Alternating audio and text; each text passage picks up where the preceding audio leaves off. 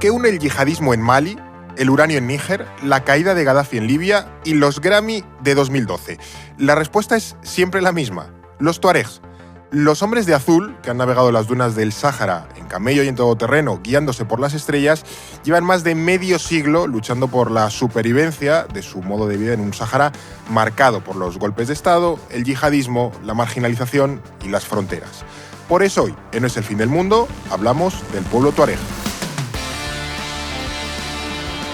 No es el fin del mundo, el podcast semanal del orden mundial. Y para el desértico episodio de hoy se han venido Alba Leiva. ¿Qué tal, Alba? Pues un poco enfadada contigo, Fernando, porque nos has dejado encerrados fuera sin acceder a la oficina, sin poder acceder a la oficina. Bueno, por segunda vez. Yo tengo mi llave. Entonces... Aquí, entre 15, no habéis sido capaces de conseguir una llave. Yo ya... Ay, de verdad. Llego hasta... mi poder llega hasta donde Nada, nos reconciliaremos a lo largo de este episodio, supongo. Eso es. David Gómez, ¿qué tal, David? Yo estoy enfadado también, pero porque Pero bueno. en la intro ¿Ah? no has mencionado o no has hecho un guiño deportivo. Los tuaregs tienen que ver también con el deporte, concretamente con una competición deportiva que mencionaremos. Claro, luego hablaremos de eso. Que, bueno, yo creo que a quien le guste ese tema ya lo habrá pillado, pero sí, hoy vamos a viajar a muchos lugares, al desierto, también en parte al desierto australiano. Luego el oyente entenderá bueno, el oyente no. Quien lo vea, porque ese momento va a ser de verlo. Bueno, es que en fin. Va a ser grandes momentos de No es el fin Grandes del mundo. momentos de No es el fin del 2026. mundo en testimonios. En fin. Eso es, pero eso más adelante. Primero tenemos que hablar de esta gente que vive en el Sáhara. Pero por cierto, antes, cosas importantes porque en mayo vuelven los directos, vuelve la ilusión. Apunta porque además no queda mucho tiempo, que además en San Jordi se lo dijeron a Álvaro Acel y a José, que fueron a San Jordi a firmar, a ver si cuando venís a Barcelona y tal a hacer un directo. Pues vamos a hacer un directo a Barcelona, hombre, ya. 13 de mayo por la tarde. Vamos a estar en la Llotja de Mar, o Lonja de Mar, en Barcelona, haciendo un directo además de la punzada mundial. ¡Ole! Va a haber tremendo crossover, el orden mundial Punzadas Sonoras, ahí haciendo un episodio de la punzada mundial. Además el sitio, por lo que me han comentado, es precioso. ¡Qué bien! Entonces, bueno, que merece mucho la pena. ¿Puede ser el más bonito en el que hemos estado hasta ahora? Es posible. Competirá fuertemente con San Sebastián, Sí. que era precioso, pero claro, es que pues competición de sitios bonitos. Donde, O sea, el de Donosti tenía las vistas que eran espectaculares y nos hizo muy buen día. En tanto que es indoor, Ya. tiene el hándicap de que no la vista es una pared, pero el ¿Pero sitio qué en pared? sí- ¿Pero qué pared? Efectivamente, ¿qué pared y qué columnas? Bueno, estad atentos a próximos episodios y sobre todo a nuestras redes sociales, porque sobre todo en Instagram, si nos sigues en Instagram ya nos estás siguiendo, ahí vamos a comentar hora, lugar específico, si te tienes que apuntar, si no, en fin, todos los detalles. Y luego, el próximo miércoles 20 de mayo, a las 7 de la tarde, hora local, estaremos en Las Palmas de Gran Canaria. Vamos a volver. Volvemos a Las Palmas. Eso es, que ya estuvimos en septiembre pasado, si no recuerdo Sí. mal. Vamos a estar en este caso en Casa África, allí en Las Palmas, haciendo un episodio pues, de África, evidentemente. Así que nada, a toda la gente de allí que se anime a venir, porque además este es por la tarde, quiere decir, el horario es más es potente para, Sí, que es puedan, accesible. para que puedan venir. O sea, que nos vamos para allá. Y luego ya viene la Feria del Libro, la Feria del Libro de Madrid, me refiero, que ya empieza a finales de mayo, creo. Allí todavía no lo sabemos, pero van a estar firmando seguro, así que ya iremos contando fechas, días, lugares, vermuts, en fin, este tipo de cosas importantes. Ya, de nuevo, está atentos a las redes. Vamos con los tuareg, que son el tema que nos toca hoy. Así que vamos a empezar un poco por donde siempre, ¿no? Que es nuestra pregunta favorita de ¿por qué vamos a hablar hoy de los tuaregs? Pues vamos a hablar de los tuaregs y nos vamos a trasladar de nuevo, como hemos hecho ya en varios episodios, porque al final nos lo pide la actualidad y nos lo pide también todas las dinámicas geopolíticas que se dan en esta zona, Sí. a este contexto de fragilidad que viven los países de la región del Sahel y del Sáhara desde hace unos años, ¿no? Y nos trasladamos aquí porque hace unos días en Mali una alianza del Jotanim, que es esta rama de Al-Qaeda en la región, y el FLA, que son los tuaregs, o un grupo de tuaregs, lanzaron un ataque coordinado y se hicieron con el poder en varias ciudades ciudades clave del norte, incluida Kidal, que es la capital del Estado independiente, que reclaman los tuaregs. Todo esto lo vamos a Esto contar fue ahora. heavy. Le hemos prestado poca atención en Sí. España, desgraciadamente, y aquí hemos dedicado episodios a Mali, al incendio en el Sahel. Ahora vamos a hablar de esto. O sea, hay que prestar más atención al Sahel y lo que pasa en Mali. Exacto. Entonces, siempre que hablamos de la región, cuando hemos hecho estos episodios, pues salen los habituales sospechosos, ¿no? Sí. Es decir, actores como Rusia, Francia o incluso la propia Al-Qaeda. Pero hoy lo vamos a dejar todo esto un poco de lado para centrarnos en el que es fácilmente uno de los actores locales más importantes de la región y que normalmente pasa inadvertido, que son los tuaregs, ¿no? Vamos a ver cómo estos han sido fundamentales en la configuración y las dinámicas sahelo-saharianas y cómo la destrucción de su modo de vida tradicional nos ayuda en parte a entender mejor cómo hemos llegado a un presente tan delicado en la región. Según vayamos avanzando en el capítulo, veremos cómo precisamente en la historia de los tuaregs se reflejan todas estas dinámicas que han marcado a la región desde las rutas comerciales transsaharianas hasta la descolonización y el auge del yihadismo. Efectivamente, en el episodio de hoy vamos a hacer un viaje bastante largo. No va a ser un episodio... No vamos a cambiar mucho de país, en fin. Sí. Eso es. Primero vamos a empezar viendo quiénes son los tuaregs y por qué el desierto, que para otros es un obstáculo, para ellos es su medio de vida. A partir de ahí vamos a seguir su estela a través de la colonización, la descolonización y las décadas de rebeliones que vinieron después, para entender cómo un pueblo nómada acabó convertido en minoría marginalizada dentro de nuevos estados y también ese rol que han tomado en la configuración y en las dinámicas de estos estados. Y cerraremos en el presente, en la actualidad, en la proclamación de la independencia de su territorio en 2012, en la penetración del yihadismo en la zona, que es fundamental para entender las dinámicas actuales, y en lo que está pasando ahora mismo en la región, y especialmente, como comentaba Alba, en Mali, donde los tuaregs siguen marcando la realidad de la zona. Sí, alguna vez los hemos mencionado en esos episodios de Mali o el Sahel, pero nunca les habíamos dedicado un episodio hasta hoy. Yo creo que es de los pocos sitios que se me ocurre que van a estar hora y pico, 2 horas, hablando de los tuaregs. Bueno, Pero ya hemos hecho somos así de frikis. cosas como, por ejemplo, cuando hemos hablado del Kurdistán o de los kurdos Sí. y tal. Bueno, pues son este tipo de pueblos que es interesante porque articulan dinámicas regionales a pesar de que no estén enmarcados en un estado concreto, ¿no? Entonces, eso pues es interesante explorarlos. Sí, que por cierto son los tuaregs con ese al final, que se ve que no es los tuareg, como los tuareg. talibán. Ah, no, vale. No vale. No vale, ¿no? No vale. Ok. La RAE dice que no. Pérez Reverte dice que. Pérez Reverte se planta. Pérez Reverte se planta y dice que hay que ponerle una S al final. Muy bien. El tuareg o la tuareg y las tuaregs.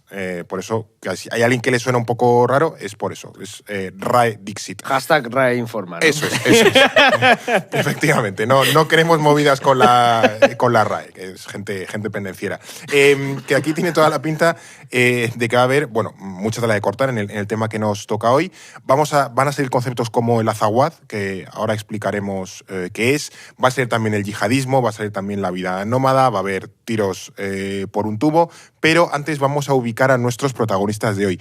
¿Quiénes son exactamente estos tuaregs? Pues a ver, tenemos que ir, para entender quiénes son, quién es esta gente, tenemos que irnos al Magreb, ¿no? Este territorio que se extiende desde Marruecos hasta Libia y desde el Mediterráneo en el norte hasta casi el Sahel en el sur. Pues viven distintos pueblos que se suelen conocer como bereberes, o más correctamente amasigues, que es un conjunto de etnias autóctonas que suman aproximadamente 30 millones de personas. Dentro de estos pueblos encontramos a los tuareg, ¿no? Los tuaregs, ¿ves? También me cuesta a mí. Claro, es que a veces... Que son entre 1,5 y 3 millones de habitantes repartidos en el Sáhara, entre Argelia, Libia, Níger, Mali, Burkina Faso y pequeñas comunidades en Chad, en esa encrucijada entre las influencias magrebíes, árabes y africanas occidentales. Se cree que los tuaregs podrían estar relacionados con los garamantes que describieron Heródoto y otros autores griegos, una civilización de la actual región del Fezán, en el sur de Libia, que ya ocupaba zonas del desierto en su época. Pero su configuración como pueblo se entiende mejor a partir de la entrada de los árabes en la región entre los siglos 7 y 11. Y es que los números romanos a veces... Sí, Alba luchando duramente contra los números romanos y o cardinales también. Sí, mal, la verdad que mal. Y la consecuente fragmentación de las sociedades bereberes o masíes que esto provoca, ¿no? Sí. Algunos grupos se arabizan, pero los tuaregs se refugiaron en los macizos del desierto, como en el hogar de Argelia o el Aïr en Níger, donde conservan su identidad, su escritura propia, que es el Tifinagh, que es el único alfabeto amasí que ha sobrevivido de forma continua desde la antigüedad antigüedad hasta hoy, y su lengua principal, que es el tamasek, que junto con la transmisión oral es la base de su identidad.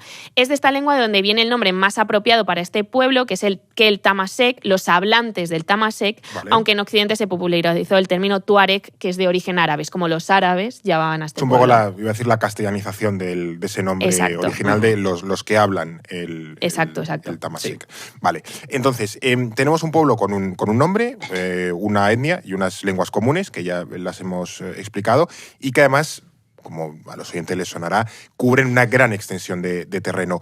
No sé si a esta gente o estas gentes se les puede considerar una nación, o un poco cuál es su organización política, social, no lo sé. Sobre si podemos considerarlos una nación, la respuesta en términos generales es no.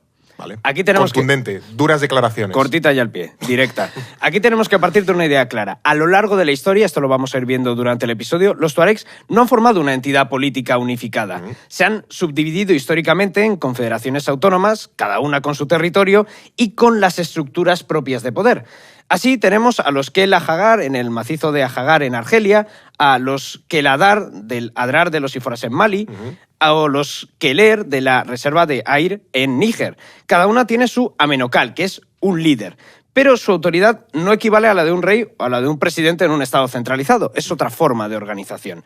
Estas confederaciones se dividían a su vez en múltiples tribus y linajes con sus líderes propios y cierto grado de autonomía. Y dentro de esto, la sociedad tuareg se organiza en varios estratos sociales. Tenemos a una casta noble de guerreros o imayeghen, un linaje de eruditos islámicos, los vasallos y artesanos y los esclavos o clan. O sea que hay una especie, un rollo un poco clánico, tribal y demás. No es tanto nacional, una construcción política como más, no más moderna, pero sí como más occidental, ¿no? Más europea. Claro. Sí, justo, más occidental.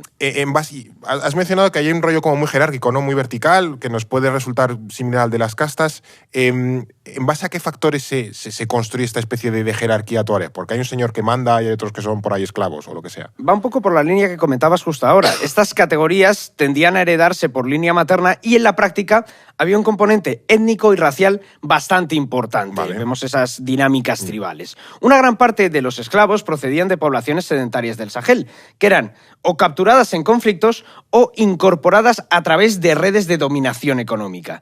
Además, los tuaregs utilizaban cultivos de estas poblaciones sedentarias y cobraban impuestos o tributos, creando tensiones que marcarán la relación con comunidades como los Songhai o los Fulani de la zona hasta nuestros días. En cualquier caso, esta forma de organización es un arma de doble filo, ¿no? Era un sistema que les daba libertad clave para sobrevivir en un territorio inmenso como es el desierto, pero que cuando tocaba unirse y actuar como uno solo, esa misma fragmentación se convertía en una debilidad muy importante. Y esto es clave entenderlo bien porque no es solo una cuestión del pasado. A medida que avancemos, veremos cómo estas antiguas dinámicas de alianzas cambiantes, tensiones entre tribus y grupos y luchas de poder no desaparecen, sino que de alguna manera llegan hasta nuestros días y nos ayudan a explicar por qué los movimientos tuaregs de autonomía e independencia han tenido tantas dificultades para mantenerse unidos. En el fondo, les es muy difícil tener esta identidad cohesionada que podemos asociar tal vez a la nación, ¿no? Esto es un poco Dune, ¿eh? Es un poco Dune, son un poco los Fremen. Un episodio de Dune, ahí, Lisan al-Gaib, a ver, vamos a buscarlo, a ver si a ver si lo hay un tiene. Paul Atreides aquí. A ver, es verdad que ahí, claro, hay todo un imaginario del que seguramente el autor de Dune bebió, ¿no? De este tipo de... Que también hay una orientalización ahí un poco, ¿no? De este tipo de pueblos, pero sí, desde luego. Claro. Pues nada, no, estos no tienen gusanos. Veremos que luego tienen Toyota, que hace el apaño. Hablando de este entorno tan inmenso y exigente, porque al final el medio físico en el que se mueven es muy relevante, exactamente esta gente de qué vive, porque, bueno, habéis dejado caer algo de pastos y rebaños, que entiendo por dónde va un poco la cosa, pero claro, vivir en el desierto, una zona desértica o semidesértica, tiene su mérito. Tiene su dificultad, sí. Claro. Y justo los pastos y los rebaños son un elemento clave de su forma de vida y también de su identidad, Fer, que esto es fundamental. Claro. Los tuaregs practican históricamente y en parte todavía hoy ese nomadismo pastoralista, moviéndose con sus rebaños entre los escasos pastos del desierto. Son rebaños de cabras, de ovejas, de vacas, pero sobre todo, y más importante, de camellos. Es decir, gracias al camello, que fue revolucionario para el transporte, los tuaregs pudieron recorrer enormes distancias y adaptarse a ese duro entorno que les rodeaba.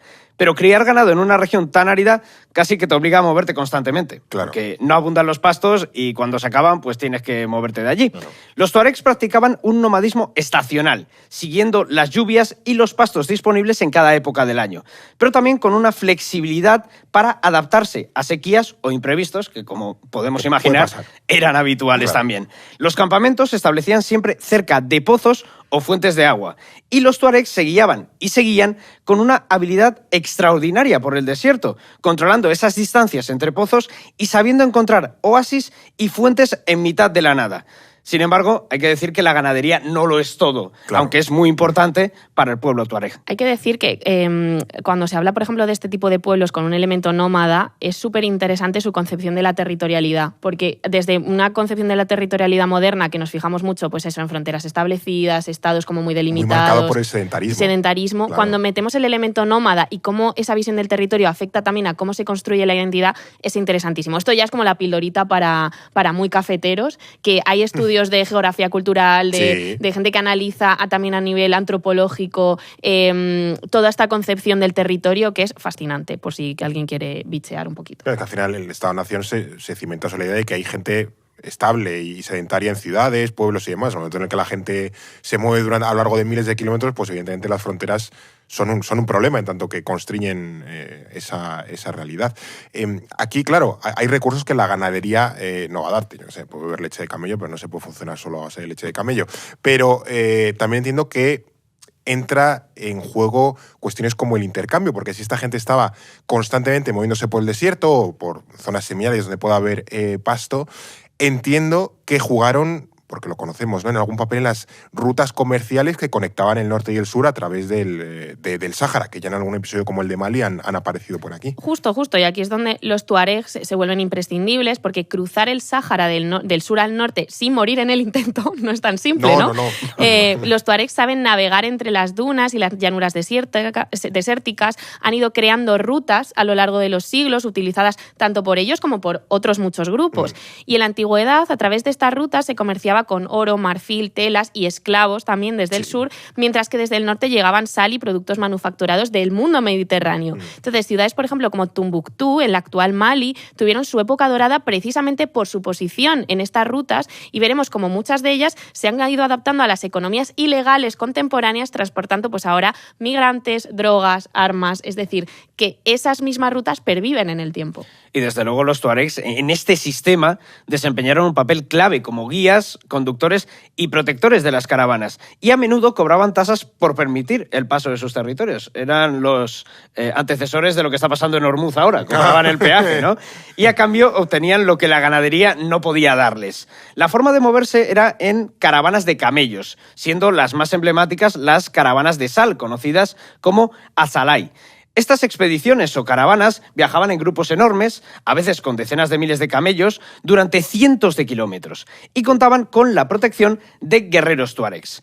Para hacernos una idea, en los años 50, la caravana que salía de Bilma, en Níger, podía reunir cerca de 28.000 camellos. Una locura, 28.000 camellos. Muchos camellos, ¿eh? Eso es mucho camello, ¿eh? Con Mucho. eso se pueden comprar muchas cosas, con 28.000 camellos. Se puede viajar mucha gente Eso es. también. Estamos hablando de una época posterior al auge del transporte marítimo en el comercio y al declive caravanero. O sea, que es un momento donde las caravanas no están en su punto álgido. Así que La nos edad podemos dorada hacer- de las caravanas de Claro, camellos. el pic de Claro, las el caravanas pic de había las pasado. caravanas, eso es. Y por estas mismas rutas circulaba también conocimiento religioso, manuscritos y eruditos, convirtiendo el Sáhara en un corredor cultural, además de ese componente comercial. Claro, aquí que nadie se confunda, las caravanas de camellos no son, hemos hablado antes de la droga, no son esos Ay. camellos. Ahora se hace en transporte motorizado. Las caravanas de camellos antiguas llevaban sal, esas cosas. Joder. Entonces, lo que vemos es que esas caravanas mueven mercancías, mueven dinero. Aquí está el rey de Mali, que manejaba mucha panoja. Es verdad. Y movían también ideas, que al final es fundamental porque, bueno, ahora vamos a ver esta parte. Habéis mencionado que, por ejemplo, en la sociedad tuareg, en la jerarquía tuareg, había eruditos islámicos que juegan un papel importante.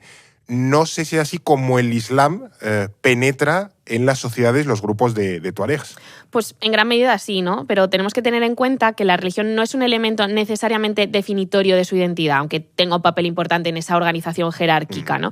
El Islam que practican los tuaregs tiene muchos matices sincréticos, mezclan ese Islam suní con tradiciones preislámicas y con muchísima influencia sufí a través de las hermandades del Sahel, ¿no? También incluyen antiguas costumbres de África Occidental relacionadas con el animismo y, por ejemplo, los hombres tuaregs no todos llevan la cabeza y el rostro cubiertos con un velo o turbante muy largo que se llama el tagelmust, que tiene un fin práctico y cultural, y las mujeres al revés van con la cara descubierta. Es decir, igual esas lógicas de las prácticas culturales del Islam en los tuaregs es diferente, ¿no? Este Islam tan chill a los más integristas es que directamente no les parece ni que sean musulmanes. Por eso Exacto. a menudo también les persiguen. Es como, no, tú dices que eres musulmán, pero no, porque haces como todas las herejías que en mi mundo odio. Claro, entonces esta visión particular es la que aleja históricamente sus aspiraciones políticas del fundamentalismo, apostando por movimientos tal vez más seculares y laicos. Claro. Y aún así, el Sáhara en el siglo XXI, aquí cambian las tornas y vamos a ver cómo incluso en las sociedades tuaregs, cómo el yihadismo penetra en la sociedad tuareg. Sí, que es una dinámica importante de este siglo. Totalmente. Bueno, todo este mundo del que estáis hablando, de pueblos nómadas, libres y caravanas, tal, desiertos sin fronteras, como un poco romántico, y en buena medida es de un mundo preestatal, es decir, a finales del siglo XIX este Sáhara sin fronteras se va a chocar de bruces, además, con los intentos estatalizadores y ejercicios de fronterización de, básicamente, los imperios coloniales europeos que empiezan a llegar por la zona, especialmente franceses. ¿Esto cómo afecta a los tuareg? Porque básicamente vienen a fastidiarles el chiringuito. Los franceses siempre liando. Eso es. Eso es. Cuando llega la colonización francesa, ese sistema económico, social y político tradicional de los tuaregs colapsa. Los franceses introducen censos, sistemas de control territorial, impuestos y una red militar para vigilar a las tribus. Intervienen en la elección de jefes tradicionales e intentan abolir la esclavitud, alterando ese equilibrio social tradicional que tenían los tuaregs. Bueno, abolir la esclavitud está bien, Sí. aunque los Sí, franceses a ver, no sean eso santos de nuestra devoción, está bien. Hay que abolir la reconocerles esclavitud. eso, Sí. ese punto que les damos. Claro. Y todo esto ocurrió justo cuando el comercio transsahariano ya estaba en declive. Y es que desde el siglo XVI el auge del transporte marítimo europeo había ido reduciendo lentamente esa importancia de las caravanas que comentábamos antes. Claro. Y a comienzos del siglo XX el golpe final llegó con la construcción de ferrocarriles que conectaron el interior del África subsahariana directamente con esos puertos costeros. A pesar de controlar el territorio, Francia invirtió muy poco en estas regiones. Se desarrolla infraestructura militar y administrativa en puntos clave como Tamanrasset o Agadez para controlar a los tuaregs, pero la inversión en servicios para la población local realmente es mínima, es muy escasa. Claro. Esto creo que lo contamos en el episodio de Mali. Francia construyó una vía de tren de Senegal, o sea, de Dakar, en Senegal, a Bamako, en Mali. Y ya está. Yo ahora creo que ni funciona, porque está, de hecho, unos años hecha unos zorros. Entonces, para que veamos que el nivel de inversión fue mínima y aún así a los tuaregs les reventó. De hecho, esto me acaba de recordar, nosotros que hacemos mapas y en el orden mundial los Sí. mapas y tal, en un trabajo que tuve que hacer en el máster, exploré todas las vías férreas de África. Y es muy interesante ver la huella colonial del Imperio Británico en torno a las infraestructuras que conectaron precisamente con esa idea de From Cape to Cairo, ¿no? Sí, de querer conectar sí. el norte con el sur. Sí. Y como en todas las zonas de las excolonias francesas apenas hay rías férreas, precisamente también por la dificultad de tener el Sáhara, ¿no? Claro. Y es muy interesante ver a nivel de infraestructuras cómo también así se refleja la huella colonial y la importancia de la geografía en dos sistemas que convivieron en el mismo continente. Sí, Nada, totalmente. pequeña fricada. Que hablando de mapas, hago un pequeño disclaimer porque los visionantes Sí, habrán visto que el fondo ha cambiado, ha empezado a verdad. cambiar. estamos No le hemos- trabajando en ello. Claro, está en obras el estudio, otra vez. Esto es la historia No de nunca salimos acabar. de esta, ¿eh? Pero hemos cambiado la pared blanca por un gigantesco corcho.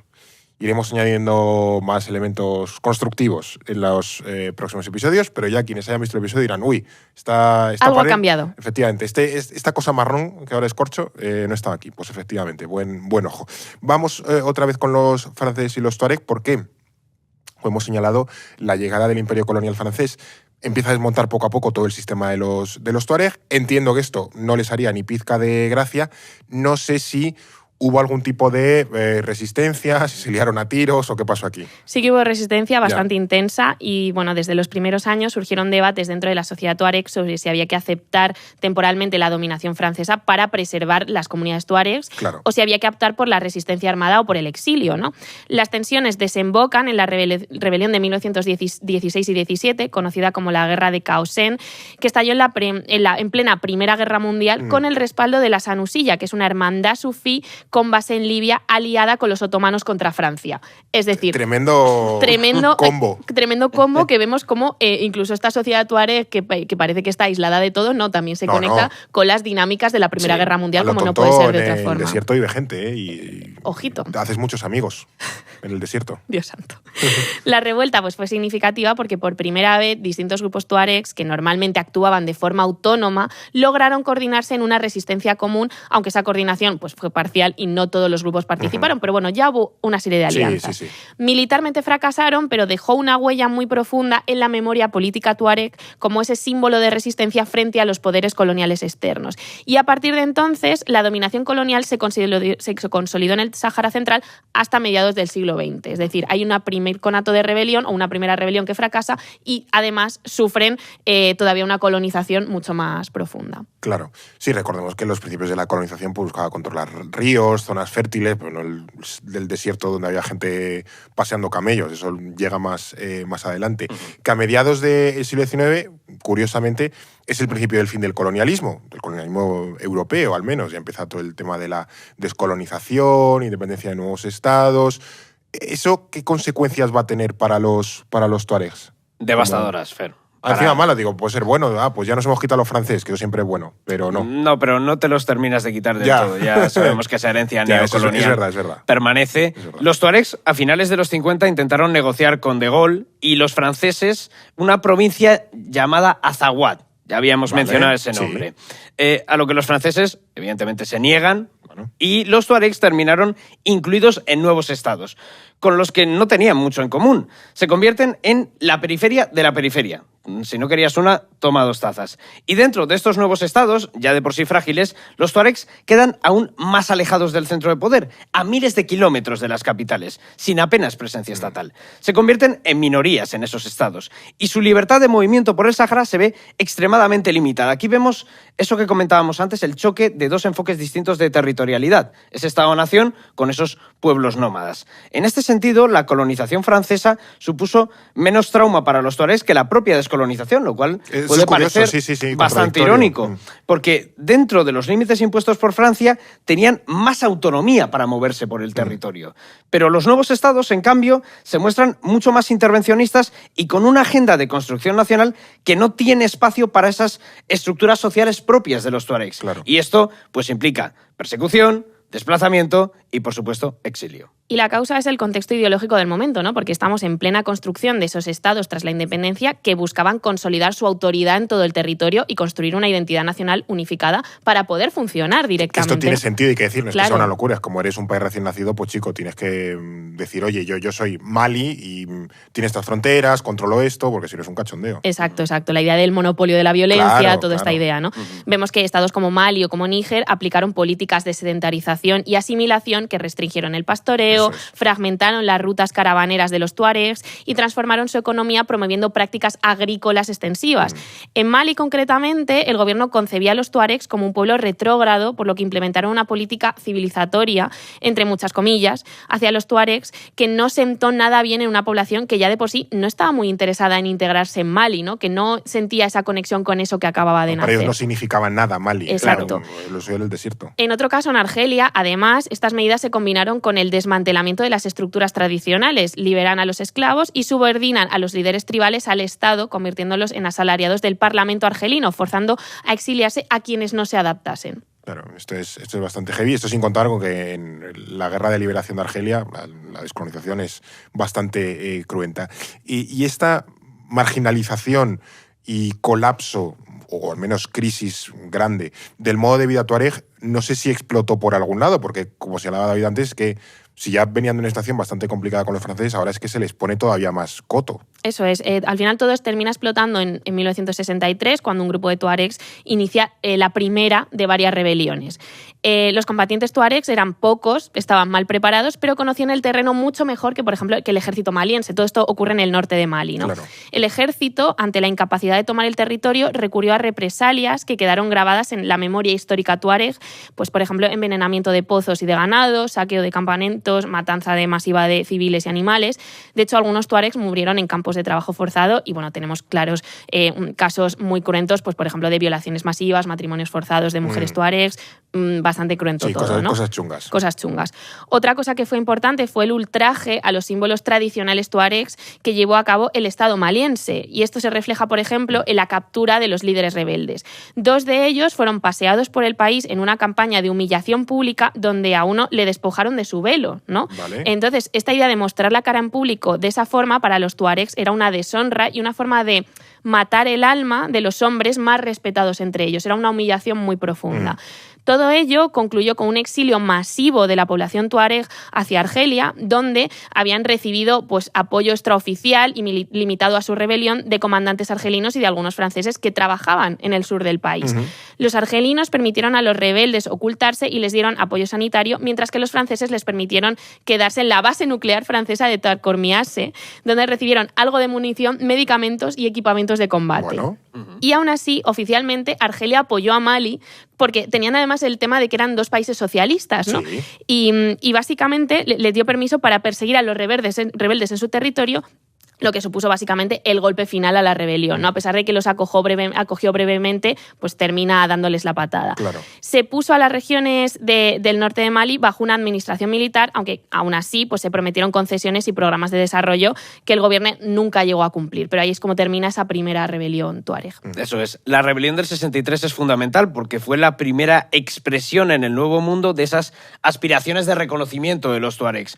Aunque el movimiento, insisto, estaba lejos de ser un proyecto independentista articulado. Ojo.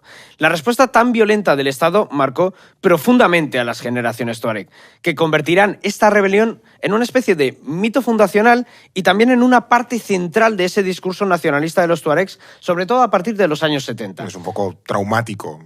Que eso luego te crea mitos, pero es traumático. Claro. No, efectivamente.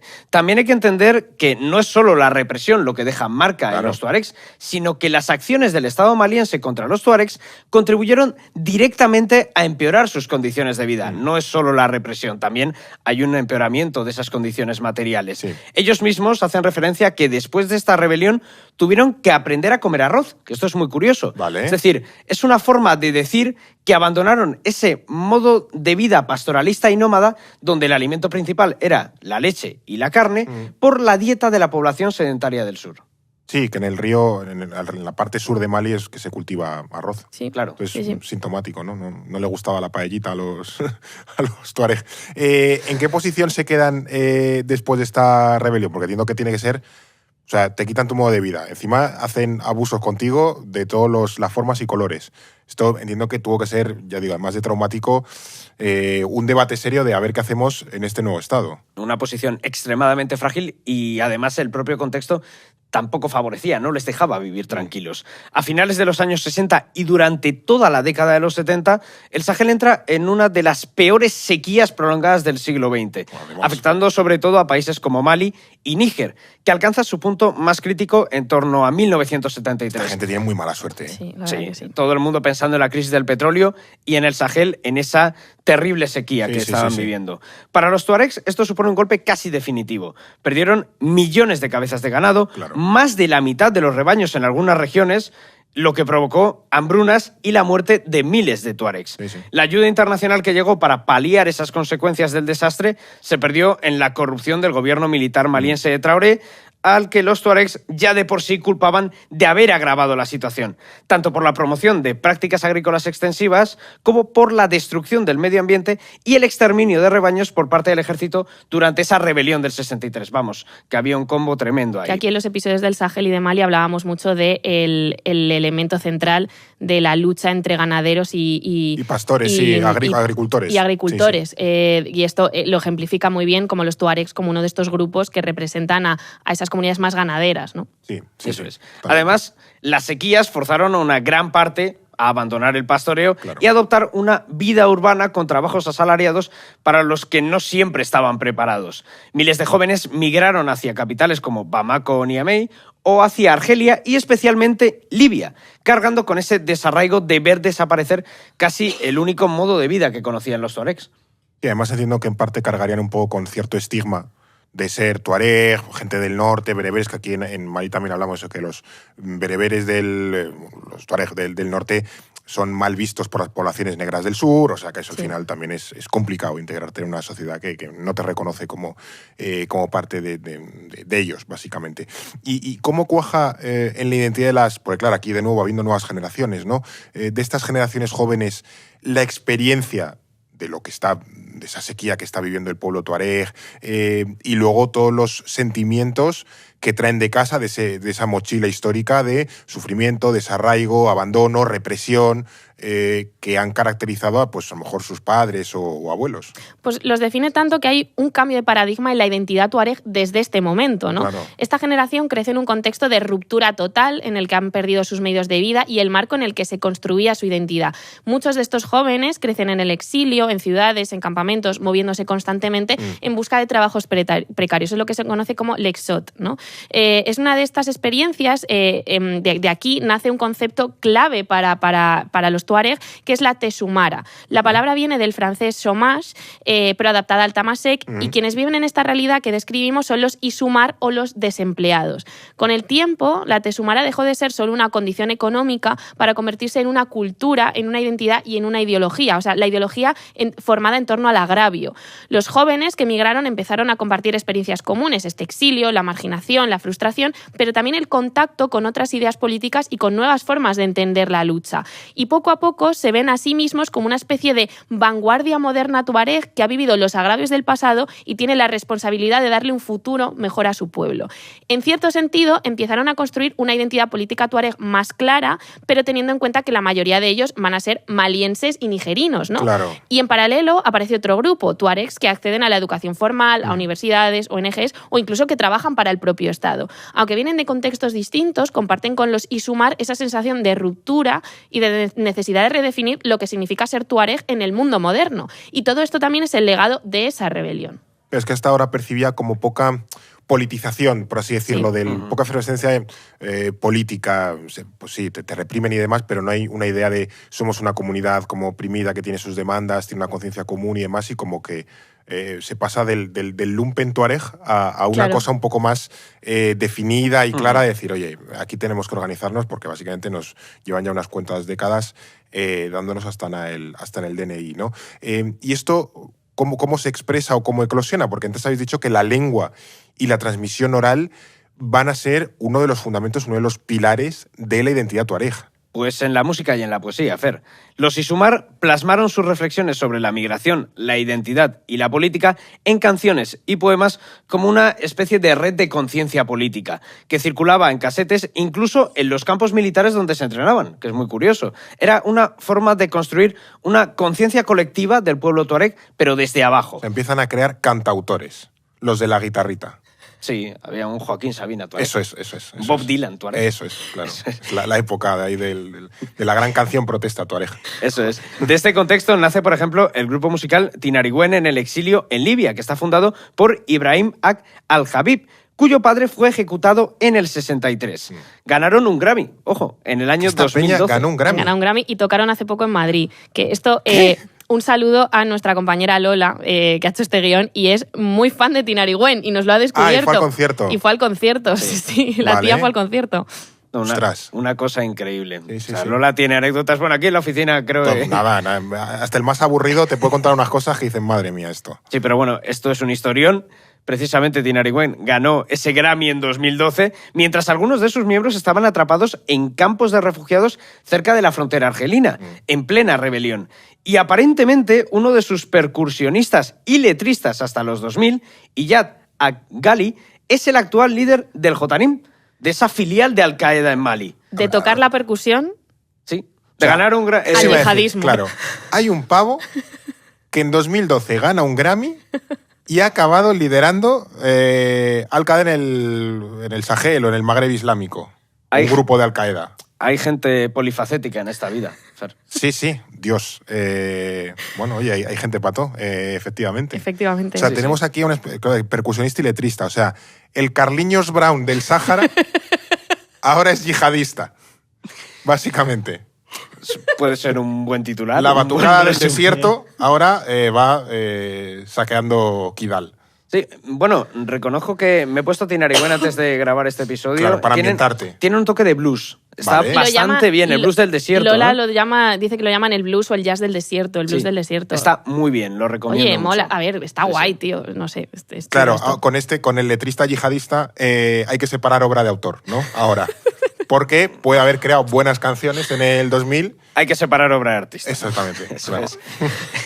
Bueno, las letras de Tinariwen hablan de lo que hemos ido contando, canciones que recuerdan la rebelión, que lloran a los animales masacrados, que llaman a tomar las armas, que preguntan si la revolución tiene sentido, que celebran a figuras tuaregs o que cantan sobre la importancia de la libertad de vivir en el desierto para su propio pueblo. Es una crónica musical de todo lo que estamos contando en este capítulo y es un buen ejemplo de cómo la cultura tuareg ha llegado a audiencias que nunca habían oído hablar de ellos. Como esta oficina, Como esta oficina. por ejemplo, claro. Sí, sí. Que en realidad es curioso porque la imagen de los tuareg yo creo que aparece no sé, en el imaginario general, ¿no? Como pues ese velo azul, ¿no? Que llevan los hombres y tal, el rollo este misterioso en las arenas. No sé si en Tintín saldrá en alguno de los cómics y demás, pero hay un poco de misterio, ¿no? Sí, de hecho, habrá gente que probablemente ha escuchado Tuareg por primera vez por el coche, por el Volkswagen Tuareg. A lo mejor nos están escuchando desde un tuareg, no montado a los hombros de un tuareg, desde un coche. Se refiere. Claro. Creo que se entendía. Claro, sí, bueno, por si acaso. Que entiendo que además no es casualidad, ¿no? Porque, claro, aquí esto no lo paga Volkswagen ni nada, ¿no? Pero es un poco referencia cultural. Que la marca juega un poco con esa idea del pueblo que domina el desierto, la resistencia, lo rebelde, navegar en condiciones extremas, un poco la idea del desafío, bueno. Bueno, y es que un tuareg, Mano Dayak, del que luego hablaremos, participó en la organización del Rally Dakar. Y aquí quería llegar yo, porque el premio del Dakar es un busto de un tuareg. Es un premio precioso. Y hablando ¿Verdad? de... Es como un Ondas, porque es así macizo. Sí. Férrico. Y es un señor, básicamente. Es un señor tuareg. Un señor Es un tuareg. busto. De hecho, aprovechando también, hablando del Volkswagen Tuareg, Carlos Sainz, ¿Vale? que ha corrido... ¿Padre o hijo? Padre, Ah. que ha corrido y ha ganado varias veces el Rally Dakar, creo que en 4 ocasiones, en la categoría de coches. El primer Dakar que gana, que es en el año 2010, lo hace en Sudamérica, gana con un Volkswagen Tuareg. A ver, con una versión de competición, no el O sea, Volkswagen gana Tuareg. un tuareg con un tuareg. Eso es. Bueno, Sí, sí. Bueno, claro. Gana el Tuareg con un Tuareg. Pues nada. Pero no gana en África, gana ya es en Sudamérica cuando se lo tuvieron que llevar. Claro, el Rally al menos Dakar. no atropelló a ninguno como aquella oveja, Bueno, que eso también es importante. No. Fue haciendo el upgrade, Carlos Sainz. Que hablando de la presencia tuareg en lugares un poco extraños, aquí cada vez estamos derivando a coordenadas más raras, en la época en la que esta gente emigró a Libia, lo hemos contado, y que hay gente que se exilia en Libia, en esa época ya estaba por ahí un tal Muammar el Gaddafi con su Revolución Verde, la Yamahirilla, bueno, en fin, Gaddafi gadafeando. Algún día tenemos que hacer un episodio de Libia. Algún día tenemos que hacer un episodio de Palabrita Libia. del Niño Jesús. se está convirtiendo en el nuevo zoroastrismo, Gaddafi ya. Se Sin ha haber mencionado- resuelto zoroastrismo antes. Bueno, Bueno, por supuesto. no saquemos ese tema, por favor. A ver, Gaddafi, ¿no? Que es un personaje surrealista en la historia de los tuareg, porque desde los años 70 y 80, en pleno boom del petróleo y expansión del panarabismo islámico socialista, miles de jóvenes tuaregs de Mali y Níger emigran a Libia huyendo de las sequías, ¿no? De toda esta sequía que hemos contado. Gaddafi los recibe con los brazos abiertos, prometiéndoles sueldos, ciudadanía y una vida digna. Pero no nos equivoquemos, porque Gaddafi cumplió alguna de esas promesas, pero muchas nunca llegaron. Esto no era solo una cuestión humanitaria para el coronel, porque desde mediados de los 70 la relación entre Gaddafi y los tuaregs fue más de oportunismo mutuo que de ideas compartidas, ¿no? Para los tuaregs era una vía de exilio y de trabajo, y Gaddafi veía en ellos una población transnacional con conocimientos del desierto y con agravios históricos contra sus propios estados que podía instrumentalizar para expandir la influencia libia hacia el sur. Sí.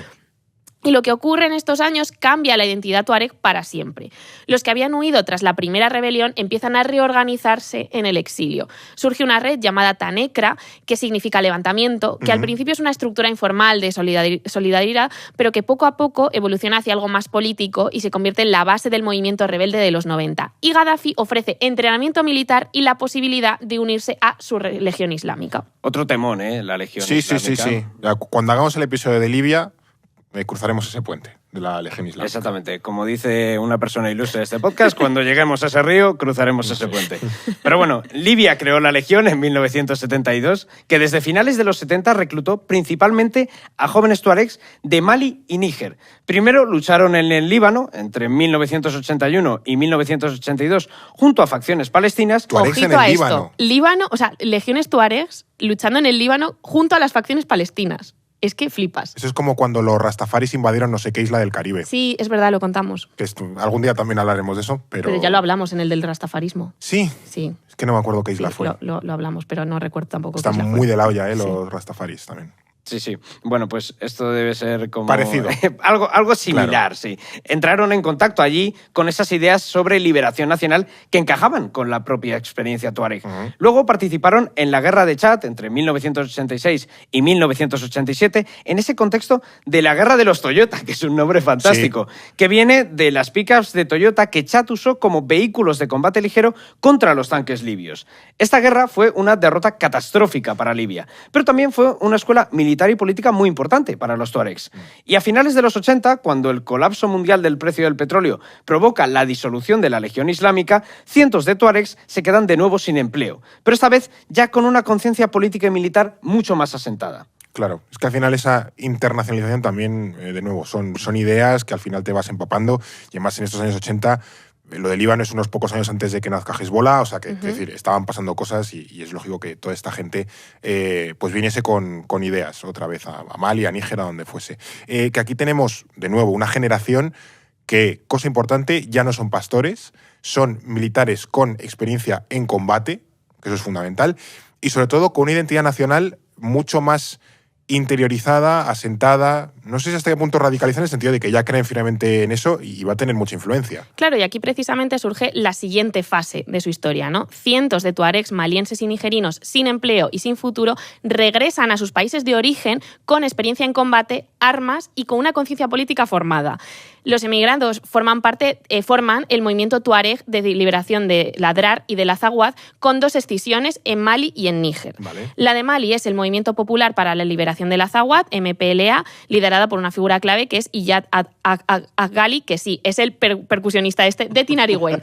Antes que yihadista, parte de el Movimiento Popular para la Liberación del Azawad. Antes que yihadista fue nacionalista, Efectivamente. básicamente. Bueno, y antes percusionista y letrista, evidentemente. Ya ha salido un par de veces este nombre, no el del Carriños Brown yihadista, sino el de Azawad. Y entonces expliquemos un poco qué es esto del Azawad, porque ya digo, en la intro ya se ha mencionado varias veces y va a ser importante sobre todo cuanto más avancemos en el presente, porque empieza a ser un poco la reivindicación nacionalista. ¿Esto qué es del Azawad?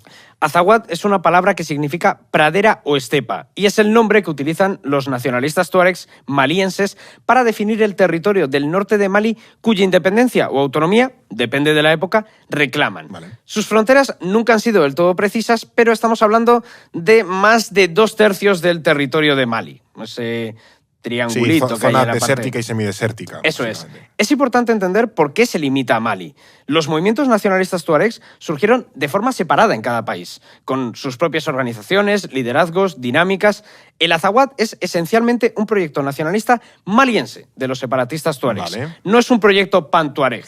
Y de hecho, ahora estamos proyectando un mapa sobre la geografía, los recursos y los conflictos que hay en Mali. Este ya tiene sus años, es del 2020, pero bueno, sirve... Old Bad Gold.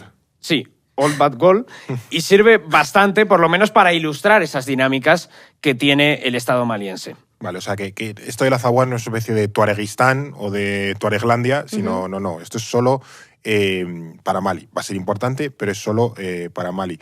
¿Tiene alguna iba a decir diferencia similitud con los kurdos, porque los kurdos sí que aspiran un poco a crear un Kurdistán unificado, Sí. pero luego es como que me das una región autónoma en Irak, venga, te lo firmo, y al resto que les den, ¿sabes? Entonces hacen ahí un poco de doble juego. Aquí entonces tenemos un territorio más o menos definido, o al menos algo aterrizado, un nombre que también es importante, una identidad política clara y una generación de combatientes curtidos, que es tanto más importante. Vuelven a casa después de muchos años en el exilio, de nuevo con experiencia militar, armas, también apoyo político y una identidad política que es completamente nueva. ¿Qué se encuentran en esos finales de los 80, principios de los 90, cuando vuelven a Mali? No sé si es el mismo Mali o el Níger de siempre, o han cambiado cosas. Exactamente los mismos. Y eso se traduce en la misma respuesta, que es la guerra, ¿no? Ya. Ellos vuelven con 3 cosas muy claras, esta idea de experiencia en combate, redes transnacionales y una idea política definida, que ya no es la idea de la rebelión del 63 de pedir reconocimiento o el fin de la marginalización, es la idea de que somos un pueblo con derecho a una vida digna en nuestro territorio, ¿no? Y esto se materializa de forma casi simultánea en Mali y en Níger. En Mali, en 1990, un pequeño grupo de la MPLA, incluido Iyad Ghali, Nuestro amigo percusionista. asalta la ciudad de Menaka, liberan presos, capturan armas y demuestran que el Estado maliense no tiene el control real sobre el norte, ¿no? Sí. En Níger, ese mismo año, el detonante es Tsin Tabaraden, que es un campo de tránsito de tuaregs repatriados de protesta contra las condiciones pésimas y las detenciones arbitrarias, al que el Estado responde con detenciones masivas, torturas y ejecuciones, ¿no? En los dos casos, la represión activa el mecanismo de siempre, que es acerca a la gente a los rebeldes, porque el mensaje que llega en ambos países a los tuaregs es que ni la dictadura ni la democracia van a resolver su situación. Quienes lo van a hacer son precisamente esos rebeldes. Ellos mismos, ¿no? Un poco, ellos se lo guisan, ellos se lo comen. Que curiosamente es un poco, por hacer el paralelismo, luego avanzaremos sobre ello, lo que está pasando ahora, ¿no? Que los tuareg, es verdad que junto con los yihadistas, han avanzado sobre el norte de Mali, dejando en evidencia que el gobierno maliense no tiene ningún tipo de control sobre el norte del país y tampoco la ayuda rusa es suficiente, insisto. Luego llegaremos a esto porque lo que ha pasado en estas últimas semanas, insisto en que es bastante relevante.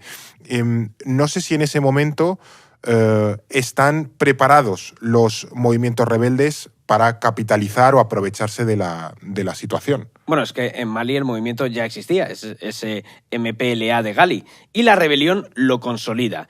En Níger aparece en 1991 el FLAA, el Frente para la Liberación de Lair y el Azawad. Ojo, con Q. Este es otro. Claro, ojo aquí con el término Azawad, que es el equivalente nigerino de Azawad y que nos da una respuesta parcial a tu pregunta. Aunque el nombre y la idea son similares a Mali, los tuaregs de Mali y de Níger no consiguen articular una lucha común. Cada conflicto está muy condicionado por el contexto estatal, por sus élites y por esas dinámicas internas. Y esto es fundamental, porque rompe, de nuevo, con esa idea de nacionalismo tuareg cohesionado. Y en los dos países, los estados negocian desde la debilidad, no desde la convicción. En Mali, Traoré se enfrenta a protestas democráticas en Bamako, con lo que está luchando 2 guerras a la vez. Esas protestas y luego esa rebelión insurgente de los separatistas. Un estado tuaregs. no especialmente fuerte ni demasiado poderoso. Sí, nunca lo ha sido, ahora Claro, menos aún. Y en Níger, ese nuevo gobierno democrático que sustituyó a Ali Saibou tampoco tenía capacidad de resolver nada. Los dos estados están negociando porque no tienen otra opción, con esa mediación argelina y francesa respectivamente. Claro. Que Argelia, mediando en Mali en esta época, bueno, suena a alguien que ha apagado un incendio en casa del vecino mientras tiene el suyo propio. Recordemos que otro episodio que debemos, Argelia. Todo llegará. Pero eso, recordemos que Argelia tiene, ahora lo contamos, una guerra civil, entonces dicen, mira, no quiero aquí un efecto contagio porque se puede liar. ¿Qué está buscando realmente Argelia en esta zona, en su frontera sur, por así decirlo, tanto en Mali como en Níger en esa época? Pues Argelia está en plena guerra civil contra grupos islamistas, de la que surge el Grupo Salafista para la Predicación y el Combate, GSPC, en el 97, que es una escisión radical que con el tiempo se convertirá en Al-Qaeda en el Magreb islámico. Akim, actor central en todo lo que vendrá después en el Sahel. Para Argelia, un norte de Mali descontrolado es un santuario potencial para sus propios enemigos en un territorio enorme, difícil de controlar controlar e inestable. Pensemos en lo gigante que es Argelia y lo lejos que está Argel de todo lo que ocurre en el sur del país. Sí, ¿no? sí. Y en Níger, Francia tiene un interés estratégico muy concreto en el uranio del norte del país. Estamos hablando de recursos fundamentales para su energía nuclear, como para también su capacidad militar, su force de frappe, ¿no? Los tuaregs viven en esas zonas y las consecuencias ecológicas, económicas y sanitarias de la extracción formarán parte de sus reclamaciones paulatinamente, esto en el contexto de Níger. Claro. De esas menciones salen acuerdos que hablan de autonomía, de esas mediaciones, ¿no? En Mali, los acuerdos de Tamaracet en 1991 prometen estatus especial para el norte, autonomía velada, fondos para el desarrollo, pero a Traoré le derrocan en un golpe de Estado poco después de estos acuerdos y las concesiones quedan en papel mojado. Claro. En Níger, la CRA, liderada por Madonna Jack, negocia la descentralización administrativa y elecciones locales y se firma la paz en Niamey en 1991. ¿Qué pasa? Que Madonna Jack muere en un accidente de avión cuando viajaba a firmar los acuerdos y entonces la violencia continúa, no llegan a buen puerto. Este era el del Dakar, ¿no? Mano Dayak. Sí. Sí. Claro. Sí. Viajó en lo que no sabía y se la pegó. Mira que tenía opciones, tenía coches, Claro. motos, quads, camiones... Que era lo que le funcionaba, decías el avión y te haces un Sanjurjo, básicamente. Que esto me recuerda muchísimo un Prigozhin, me recuerda muchísimo a la primera rebelión, ¿no? Porque hay concesiones, un poco la historia de siempre, concesiones que se prometen, luego nada, también es cierto que son estados muy débiles, mega corruptos, no tienen recursos, por tanto, Abel es un poco, pues bueno, te prometo aquí sobre el papel y luego ya iremos viendo. ¿Hay alguna razón por la que estos estados son completamente incapaces de cumplir lo que firman? O, opción B, es que es deliberado, es como, no, te firmo aquí lo que tú quieras para que te calles un rato y luego sé que lo voy a incumplir, pero al menos gano unos años de pata pa'lante. A ver, es un poco una mezcla de las dos cosas, ¿no? O sea, en Mali las concesiones quedan en papel mojado porque el Estado que firmó ya no existe. Hay un cambio, ¿no? Y en Níger el gobierno firma acuerdos con 12 movimientos distintos, lo que ya te dice un poco, ¿no?, sobre el nivel de fragmentación que manejamos. Y además, fuera de esos acuerdos siguen existiendo milicias armadas tuaregs, pero también árabes y fulani. Y lo que queda es una constelación de actores cada vez más difíciles de identificar en vez de un movimiento político unificado con el que has firmado un acuerdo claro, ¿no? Claro, y en Mali además se abre la caja de Pandora. ¿Qué es exactamente el pueblo tuareg? ¿Cómo quiere organizarse? Entre 1991 y 1994, el movimiento rebelde se fragmenta, siguiendo esas líneas que ya conocemos. Las jerarquías precoloniales, el choque entre la vieja guardia, que quiere mantener estructuras tradicionales, y los Isumar, con ideas más igualitarias, pero también entre movimientos seculares e islamistas. Se intenta agrupar a los perfiles bajo un mismo paraguas, pero en realidad lo que se firma y la lucha entre grupos que sucede no encaja. En ese vacío de violencia que deja el Estado, aparece, por ejemplo, Gandakoi en 1994, que es un movimiento armado de comunidades sedentarias del norte, especialmente los Songhai. Recordad esa relación histórica entre nómadas y sedentarios que habíamos descrito al principio y que aquí vemos cómo se reproduce. Sí, los Songhai es otra etnia de Mali. Justo. Eso es. Gandakoi responde a esa violencia tuareg con violencia contra civiles, tuareg y árabes. Pogromos y decenas de miles de personas desplazadas. El conflicto evoluciona a un norte de Mali contra sí mismo en el contexto de un Estado que no puede afianzar su presencia, algo que ahora mismo también está sucediendo. Es una suerte de medio guerra civil o guerra de baja intensidad. Sí. Interétnica o en fin. Eso es. Y en Níger la fragmentación es aún más extrema, como comentaba Alba. Hay motines dentro del propio ejército nigerino, aparecen nuevos grupos rebeldes constantemente y el Estado se fractura tanto por dentro como por fuera, manteniendo una guerra de baja intensidad que continúa durante años. Muchas facciones siguen combatiendo, pero ya no necesariamente por grandes objetivos políticos, sino por intereses más prácticos. O sea que vemos cómo esa fragmentación se va intensificando en ambos países. Bueno, tenemos una ensalada fantástica. Curiosa. Aquí, un buen salseo. Entonces, para recapitular, tenemos dos países donde el Estado no puede ganar militarmente, porque son estados muy, muy débiles y ejércitos muy pequeñitos. Los rebeldes tampoco pueden ganar políticamente, porque al final son minorías dentro de sus propios países, y buena parte de la población civil está atrapada en medio y sufriendo las consecuencias de estos conflictos. Esto es un empate a cero, básicamente, pero ¿cómo se sale de círculo vicioso en el que se han metido estos países? Pues por puro agotamiento, básicamente. En Mali la paz viene de los propios líderes tradicionales y religiosos de las comunidades y culmina con la Flamme de la Paix en Tombuctú, donde se queman armas simbólicamente, ¿no? Y en Níger la guerra de baja intensidad simplemente se va apagando, pero sin resolverse del todo, ¿no? Y aquí es donde hay que parar un momento y mirar el cuadro completo, porque hay un patrón que llevamos viendo desde los años 60 y que se ha repetido una y otra vez.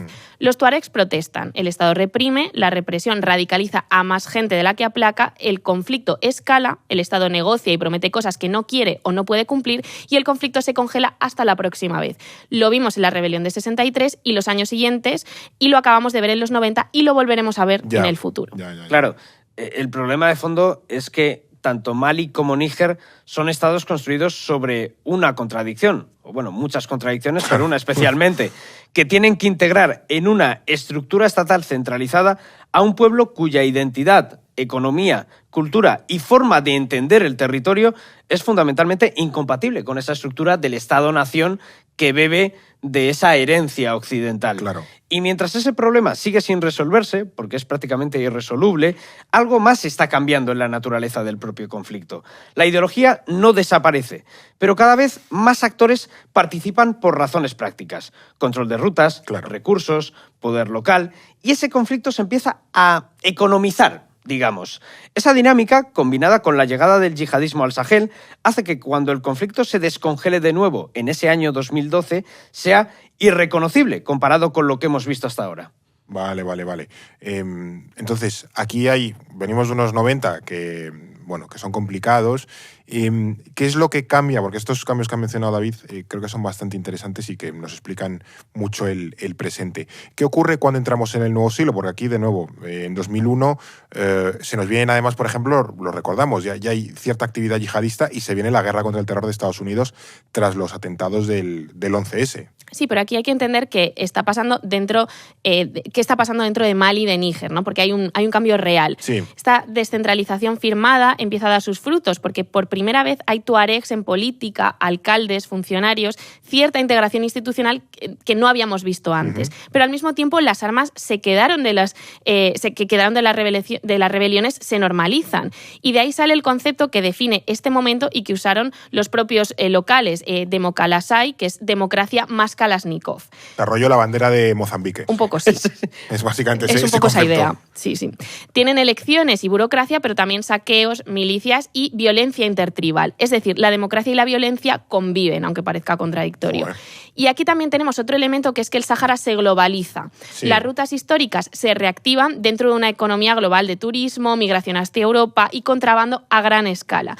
El control de territorio ya no es solo político, es económico, y para los tuaregs, que siguen siendo un pueblo marginalizado en las regiones más pobres de sus países, participar en estas redes es en el fondo una estrategia de supervivencia. Se les abre una oportunidad económica ahí de nuevo con ese conocimiento histórico. Sí, como que la autopista vuelve a pasar por delante de su casa sin que ellos se lo esperasen y dicen, bueno, pues vamos a aprovechar esto. Eso es. Y justo cuando se está consolidando este ecosistema, llega otro actor que va a cambiarlo completamente todo.